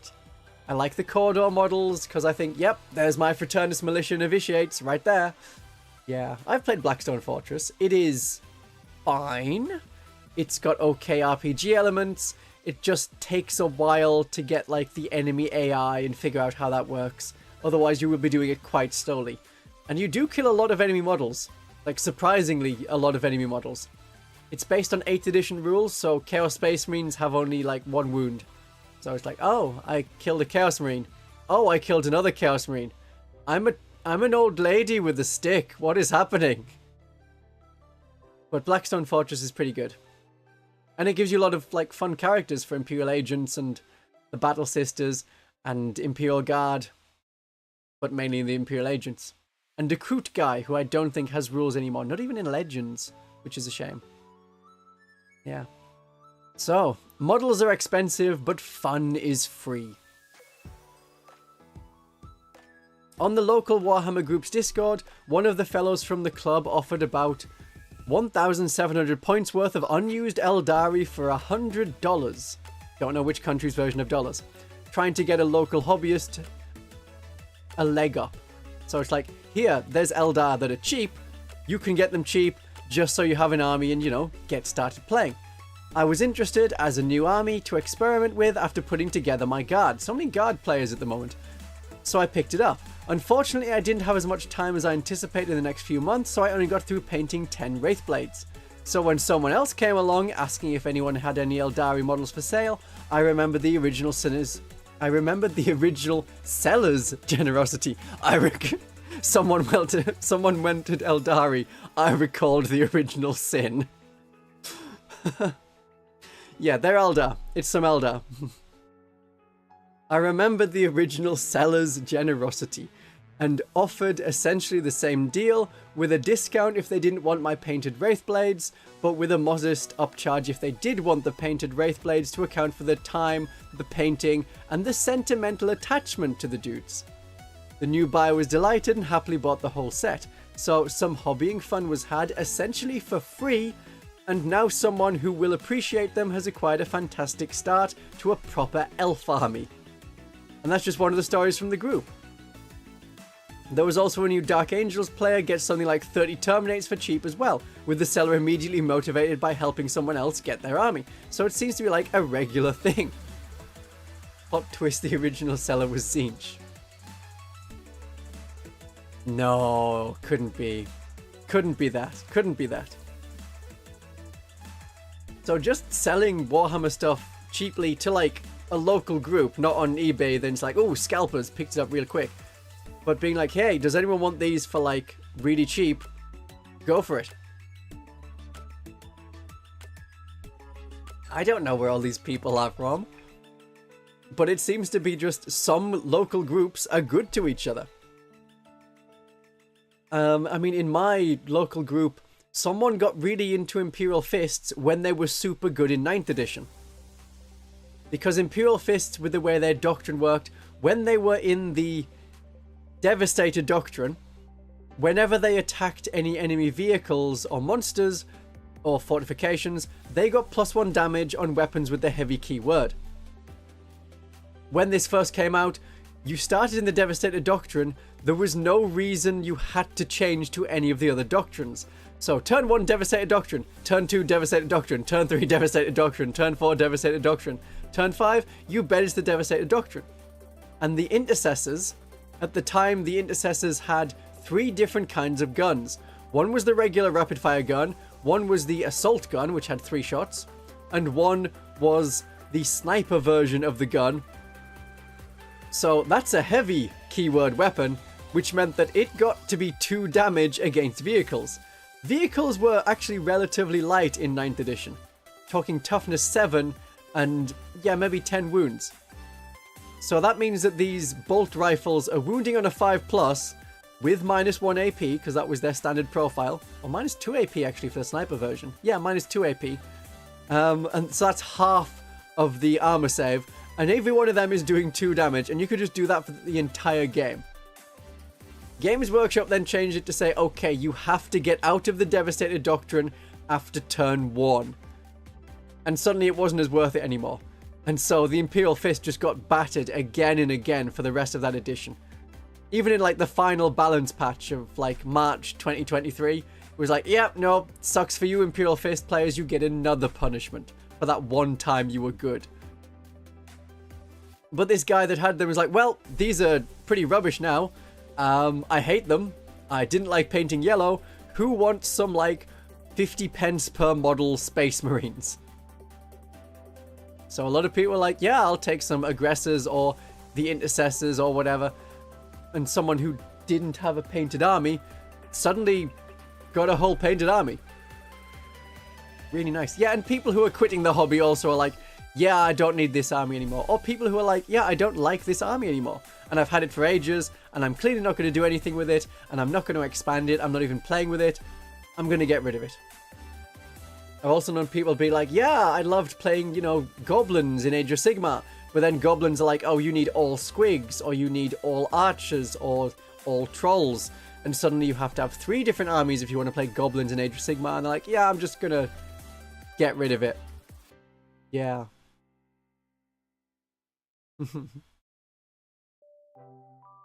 Games Workshop pushed the Crimson Fist so much because they know yellow is garbage to paint. Yellow is truly awful to paint. The newer Games Workshop yellow that they use for the Imperial Fists is more of like a desert brown. It still looks yellow at a distance, but when you get right up close to it, oh yeah, this is sand color. It's a little bit more brown than yellow. So that's not as bad. Hello, Misfit. No, I think they just pushed the Crimson Fist because it's like, hey, remember like the very first edition of 40k and the battle at the farm? Do you remember that? And people are like, no, I don't remember first edition of 40k when it was a narrative roleplay game and you had like 12 orcs against 8 marines. No idea what you're talking about. And they're like, yeah, no, come on, the battle at the farm and it's a whole thing. And Rin's World, do you remember Rin's World? It's like, no. Did something happen there? Was it important? Has it been in the lore since, you know, 6th edition? And the answer is no. And I think at least half the player base, at least, that's actively playing the game still, started from 8th edition onwards. It very much seems like that. But it was a, you know, they did quite well with the like, hey, we've got Primaris Marines, it's a whole new thing. Whole new thing. New version of Space Marines. Buy your Space Marines, get into the hobby. I do remember the Fire Warrior game from 2003 where they made a case model with a railgun and a whole bunch of like trench stuff from one of the missions. And then they played a game of like, yeah, we've got... It was a very narrative focused game. Because they had a Chaos Sorcerer and some Raptors and like some Chaos Havocs. I think it was Havocs. Just Chaos Marines generally.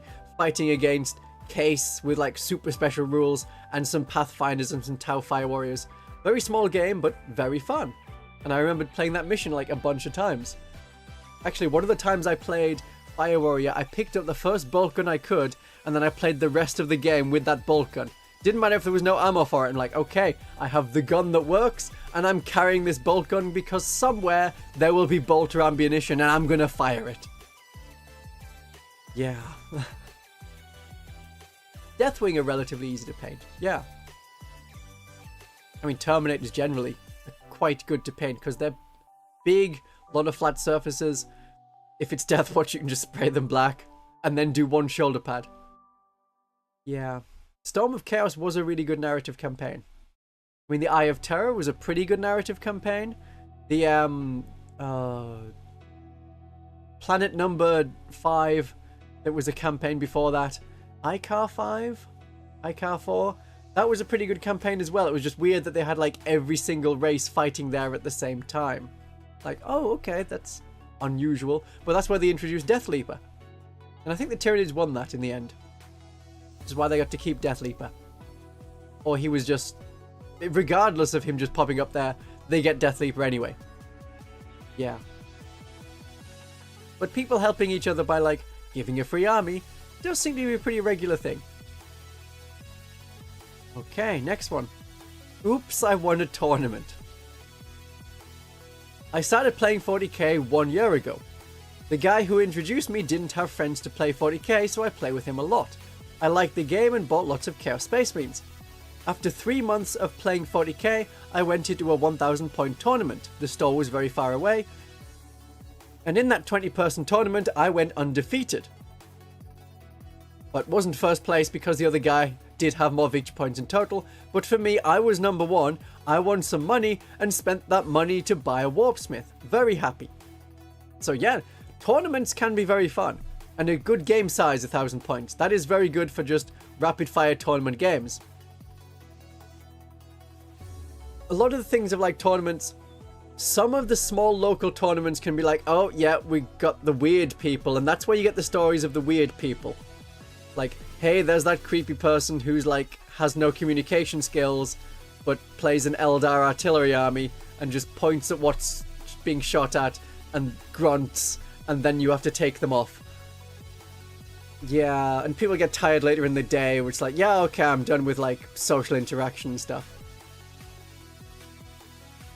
And then the big tournaments, that like the super special ones, there is a level of professionalism there, but then you also get stories of, oh yeah, we've got Cheaty McCheaterson, who's cheating again, who knew? Are they going to get banned? No, they're just going to get a temporary warning until the next game where they cheat again, maybe in a different way.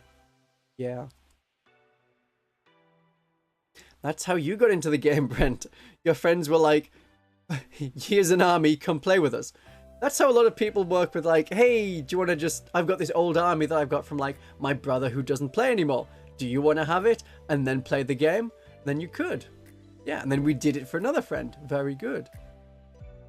Yeah, is cheating that bad in tournaments? It depends on the size of tournament and who's watching and if you're going to get caught. So it may be that you cheat in like the major tournaments on the way to like the final 2 games, but because the final 2 games may be like streamed or have a televised feeling, then you don't cheat in the final 2 games.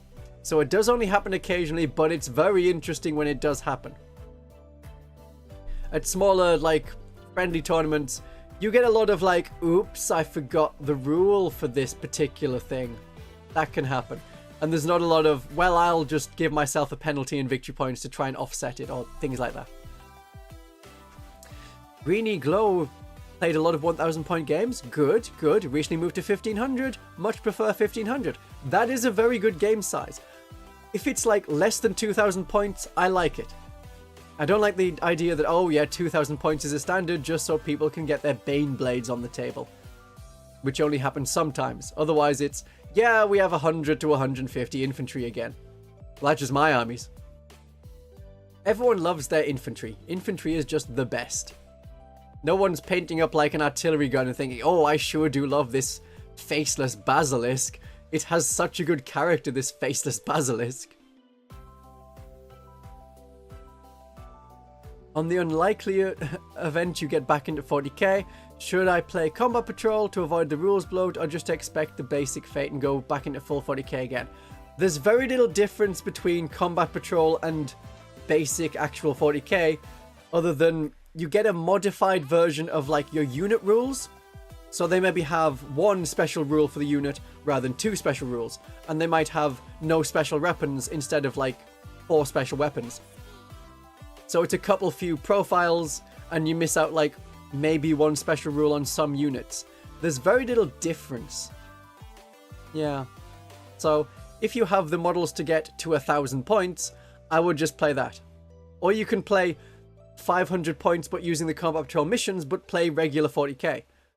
Depends what other people around you are doing. If they like playing Combat Patrol with their fixed sets of you have to play out the Combat Patrol box, play Combat Patrol. See what they say.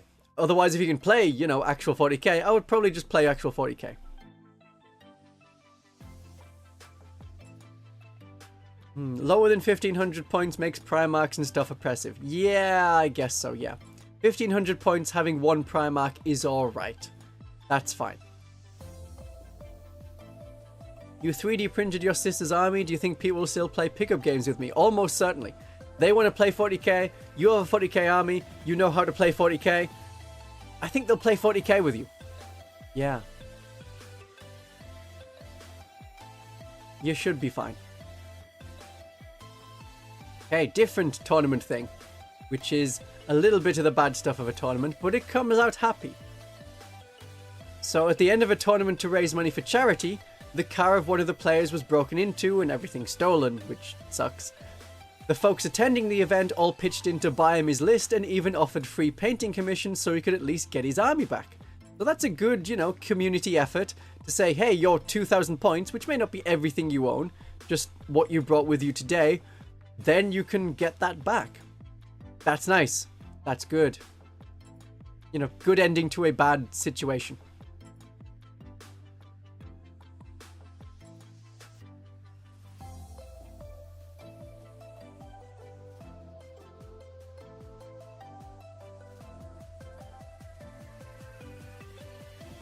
We're nearing the end now.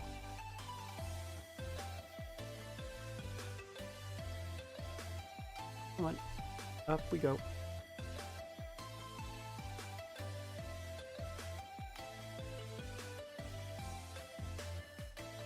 I'll get it on screen in a second. At 1,000 points, Morwen Val is almost an auto-win.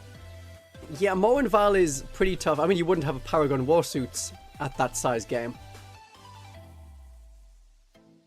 Not gonna work if I do that. That should work. Think sensibly.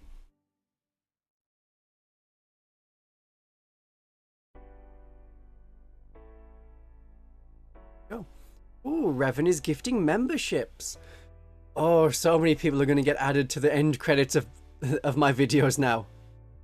So, everyone enjoy your memberships. And if you want to renew them at the end of the month, then you're very much welcome to.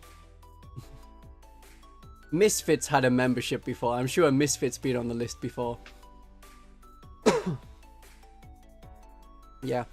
Morwen Val, again, it's like a Paragon Warsuit thing. I don't much like the models. So for Morwen Val, I have the Spear Lady from Age of Sigmar, one of the Stormcast Eternals. Big spear and a sword. Very much is the same size as Morwen Val, but, you know, it's a nicer, different model. So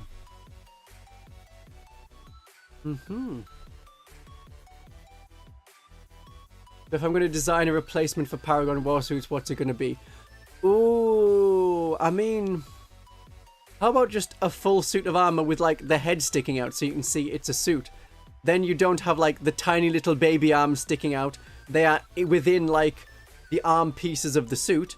You've got the legs within the leg pieces of a suit. I'm thinking something like a really big, well, not even bigger, like the really big Stormcast Eternal models with, like, the hammers and the shields. Them, but with, like, a tiny sister head. That could work. Yeah, XV8 with more religion and less Xeno heresy. That would be fine. That would be fine. Yeah. That works rather than looking more like the baby carrier of, like, the Grey Knights. Something that should never have been repeated as a model design. But there you go. It was. Right. So gaming gives us purpose.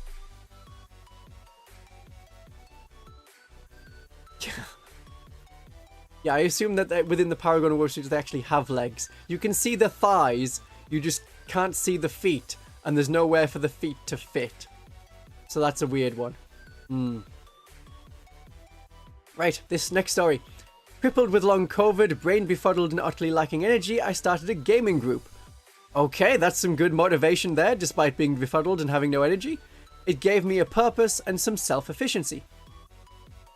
Self-efficacy. Self-efficacy. I was able to see I could do something, that I could finish a model, then a squad, then 2 squads. It showed me I could still do something. I started online sessions when no one was showing up, and my daughter would ask, "Why are you there then, if no one else is there?" I just kept showing up, and eventually others showed up too. Sometimes I didn't have the energy to move a brush, but I managed to show up. It taught me the importance of just showing up to do a task. It was lockdown, It was a lockdown, the lockdown time. We got a mental health exemption to meet up. Many of our members have mental health issues or something else. Our hobby often attracts those who are made to feel othered. So we try and make them feel welcome. Great. I mean, when you're trying to paint something, you can look at a pile of shame and think, I will never get through that. So try painting 1 model in it. Then try painting like 5 models so you have half a squad. Then finish the squad. If you don't want to finish that squad right now, do something else. Do a vehicle, do a Terminator. Get through it like a bit at a time, and eventually you very much will get through it.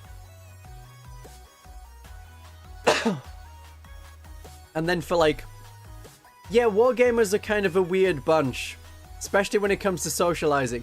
It is unusual for wargamers to also be like, I also run live streams. What do you know? That is rare. A lot of people are like, no, I just want to hide away in my, like, faceless YouTube channel. Which is fine. But that's just how people work in the YouTube, in the Warhammer hobby. The Warhammer hobby, yeah. YouTube is a whole different weird people. Different set of non-functioning skills. Oh yeah, don't buy, like, an entire army at once, because seeing all that stuff, yeah, it's a weird, it's a whole pile. It's a big old pile. It's a shame that, I mean, looking at like the combat patrol stuff, I'm like, I can get through that. I just need to pick what I'm doing first and maybe stick with it, or maybe switch it up a bit. Maybe I'll do the Battle Sisters, maybe I'll do the Seraphim first, probably the Seraphim first, and then I might do like the odd Repentia when I get more into that. Yeah. Would I ever travel to face Paul is bad at stuff for a collab game, assuming he's inside the UK too? That is not a bad idea, although I'm in like the far north before we get to Scotland, and he's somewhere in the Midlands, which to me means he's like below Liverpool and Hull. So it's like, whoa, whoa, whoa, whoa. There's not even the Pennines to protect you from the wind. Everything's flat and awful. How do you live down here? But it's a nice idea of something that could be done at some point. As with anything, it's like, oh, we could do that at some point, and then we never will. Yeah. It depends on the size of Battle Force. If it's like the Space Marine Battle Force, yeah, that doesn't come with a lot of money. No, doesn't come with a lot of models, and you're paying like £4 or £5 per model, which isn't great. But it's something you could do. Yeah. Or you do a squad at a time. I mean, the Combat Patrol magazine is pretty good, because every week you get like 5 guys to paint, and you have a week to do them. And even then you probably have more than a week, because the next week's issue might be some paints, or not for your army. Because of how I pronounce poor, people being poor, rather than poor, yeah, poor people. Normal, ordinary folks that are poor people. Yes, Combat Patrol magazine is very useful. It's a shame it's going to be another year for the Gene Stealer cult stuff. But hey, we'll get there. We will get there. And not all the battle forces are good stats, but a lot of them tend to be if you want the stuff. If you want the stuff. Yeah. And I learned at the Warhammer conference I went to, which I also got a video on, that, you know, neurodivergent people and unusual people can really come together in the Warhammer hobby. Painting, gaming, whatever you want to do, chatting about like the one thing you're really obsessed about, which might be like Blood Angels, that works for a lot of people. So Warhammering can do that.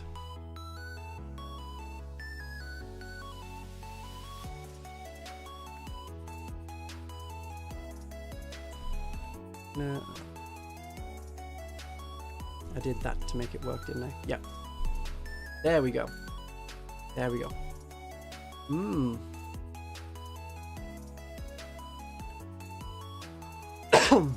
Right. So, we're getting closer to the end. Next story. Finally getting into 40k. I loved the world of 40k as a lad, so they're getting into the lore. We know where that ends. Was too intimidated to play Rogue Trader as it was back then, so that is first edition 40k. I had models, Space Marines, painted them, and not painted ones. Played Space Hulk with one of their friends, I'm guessing 90s version of Space Hulk, not the 2012 version. So, 1991 was Space Hulk? Or was it 1993? It was about then. Very early. I'm not going to look it up, but very early in the 90s. So this is an old beard, as it would be. But they didn't get into 40k.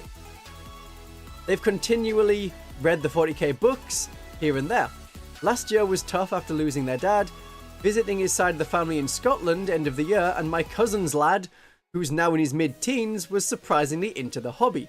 He was well chuffed he had someone who had more of an idea that he was talking about more of an idea what he was talking about and what he was into. His folks and most of his family aren't into geeky stuff. So I went into a random Warhammer shop after that visit, had a nice chat with the guy, bought a Ragnar Black main model, and then bought the Gaunt's Ghost. Heard about 10th edition, and then it escalated.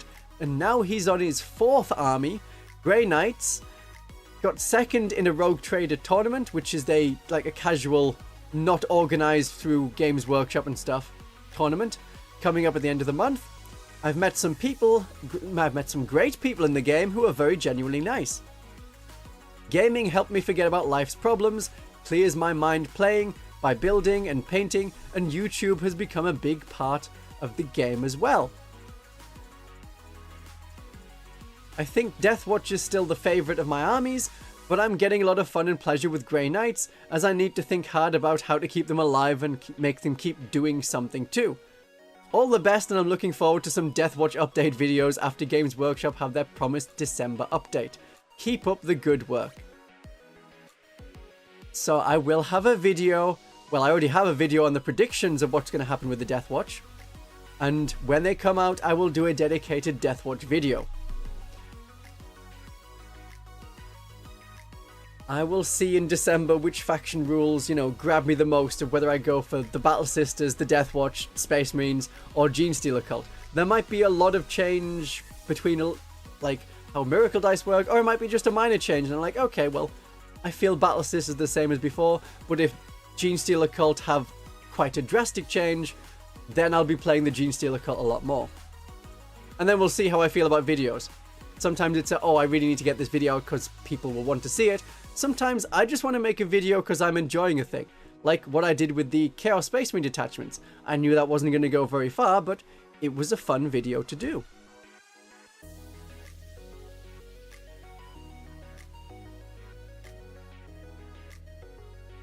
Right, fish and chips and 40k. I had a group of friends I would play roleplay games with many years ago. They were students and apprentices.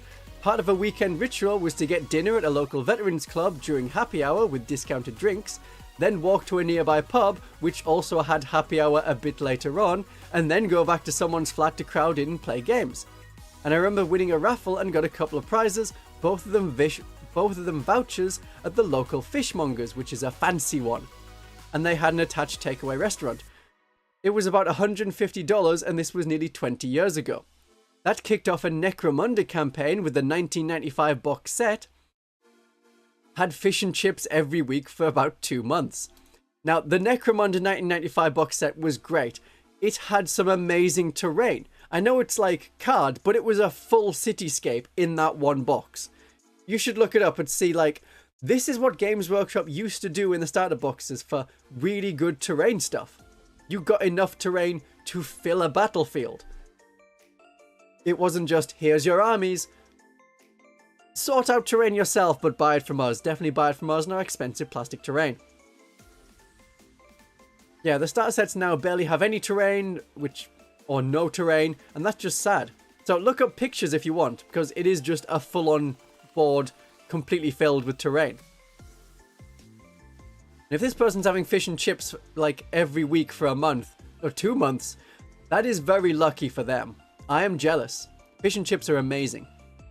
Although they're saying things in dollars, so it's maybe not proper up north English fish and chips. But fish and chips could still be good. I've never gone around different countries trying their version of fish and chips to see if they're alright. Yeah, do you remember Games Workshop used to do articles on making your own terrain? I remember. I do remember. Yeah. So to finish the story, some of my mates were more interested in the free dinner than gaming, but it was a great experience that brought a lot of people together and got him into Warhammer properly. Wonderful.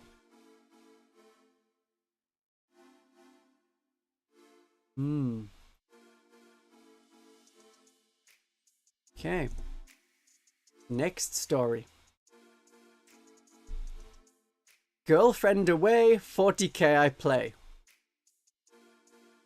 My girlfriend was out of state for the weekend at a card game competition. Okay, you're with a geek. Fair enough. Makes sense. And I wasn't able to get the time off to go with her. I don't drive, so I was going to be home that weekend alone with nothing to do. After a friend of mine heard about this, he took me to a local Rogue Trade tournament, so that's a casual like tournament event to get some games in on the Saturday. And on Sunday, he and his girlfriend came over and the three of us did some hobbying together. He learned a thing or two as he assembled his nundums while we watched your videos together. Oh, that's great. And the assembled, you know, nundums, yeah, the Paragon Warsuits, they're really a pain to build. I just really don't like them. Too many bits, none of them anatomically correct. So, the friend's girlfriend learned that she really wants to make terrain and dioramas. I also like making terrain. The old book, How to Make Wargames Terrain, is amazing. I loved it. I made a lot of the card and polystyrene terrain that they recommended in that book. And it's a shame that Games Workshop now pushes their own plastic stuff. Just not as good. The friend's girlfriend learns that she likes terrain. And I was able to have an amazing time at home putting together some Votan. I thought the weekend was going to end up with me sitting around all day without the will to do anything, but they really pulled through for me. What I thought was going to be a boring weekend ended up being some great days of 40k. Oh, they used my catchphrase. How wonderful.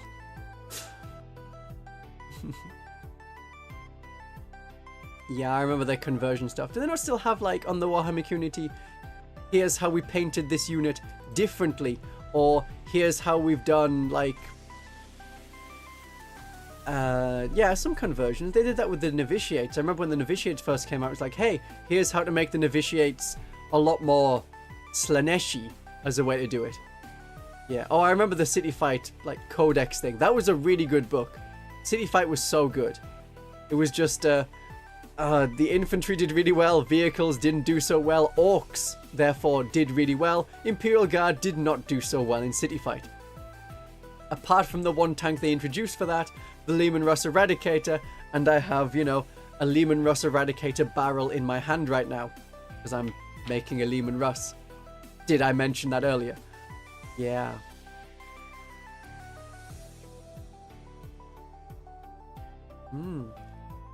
Okay. Final story. Snap. My brother's best friend came home from his deployment in the Navy, and to surprise him, my brother went and bought the Leviathan box to assemble the box together during the week that he was back, and it turned out his best friend did the exact same thing. So they spent the entire weekend assembling and painting 4,000 points worth of minis together, which was what got my brother to actually start the hobby himself. That's great. 2,000 points in the Leviathan box set? Yeah, I mean, 1,000 points aside, that sounds about right. Thinking of, like, people being like, oh yeah, I've got my first Tyranid army that I saw around that time. It was the Leviathan box set, plus, like, a unit of Tyranid warriors. And some Hormigants. Yeah, 10 Hormigants. And that was it, that was the whole thing. So yeah, 1,000 points in a box. Pretty good. So, it's nice when people have the same idea of, I got you this because you'd like it. You got me that because you'd like it. Wow, we just bought our own thing. We didn't even need to meet up. Why even bother meeting up? Oh. But friendship. You meet up for the friendship. That ship must sail in the Navy and outside the Navy. Awesome. First Warhammer set you ever got was the Battle for Macragge box set. So that'd be the 4th edition starter set. Actually the worst starter set, because it gave you 8 Gene Stealers, 8 Spore Mines, 10 Termagants, and 10 Tactical Marines, and that was it. No, oh yeah, they had the terrain, it had the Crash Shuttle terrain, and Lieutenant Varus, the Imperial Navy pilot. But for the amount of stuff you got, for the price you paid, it was probably the worst. But it was nice to see, like, oh hey, here's Behemoth and the First Tyrannic War. And now we're on the 4th Tyrannic War with the 10th edition starter set. So yeah. Yes, the butthole terrain. Where it's like, yeah, here's your pulsating sphincter. And also, like, another big hole. I still use those things for, like, here's a cool Tyranid marker. Or an objective marker or things. Or, yeah, this is to show, like, the Tyranids have done objective secured on this particular piece. Right, we've been on for 2 hours. I have said all the happy stories I had.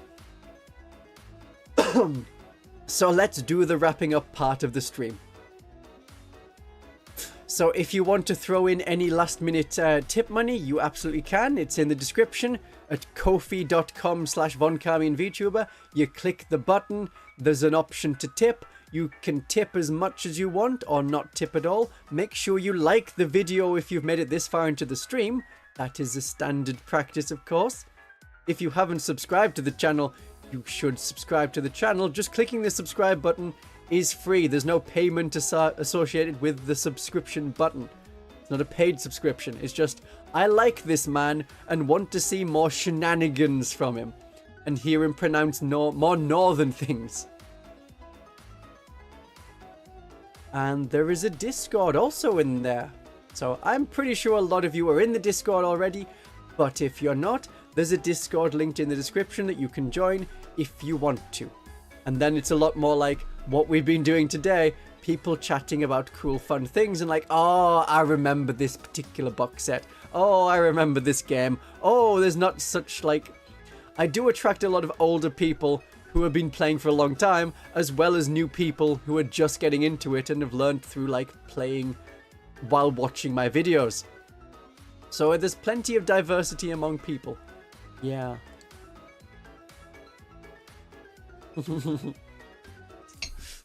Eldar subreddit had a good way of playing fluffy Eldar. Tell an orc player to meet up for you for a game and have him fight the enemy in your place. Yeah, that's how like Armageddon worked. Oh, there's something horrible coming for Craft World Eldar. Well, we'll just send all of the orcs over there to that random planet and they can fight the Imperial Guard instead. Yeah, Second War of Armageddon begins. Eldrad Ulthuan's to blame. And also then sort of Ulanor from the past, and then Ghazghkull, who wasn't really a character at the time, but then became a character because of how people loved him so very much. Right. People have got their bonus... Oh, I might as well. Let's see if I can throw in a thing. Gift some memberships. Have some more memberships. You've stuck around to the end, so you get a membership. I apparently gifted 0 memberships. No, they've all been taken. Right, there we go. 5 more people have got gifted memberships. Wonderful. So there's even more people that can show up in the end credits. Alright, said that for you too. Okay. That's just how it is. Yeah. Good, I have some end credits to update. I do so love that. Okay. I hope you've had a good time today, chat. This has been quite a nice, intimate little group. So I will see you tomorrow when I should have a video out on what's going to be happening with the Genestealer cult in the meta right now, and also what's going to be happening with the cult ambush, probably when they change it in December. So all of you, have a good day, no, a great day of 40k.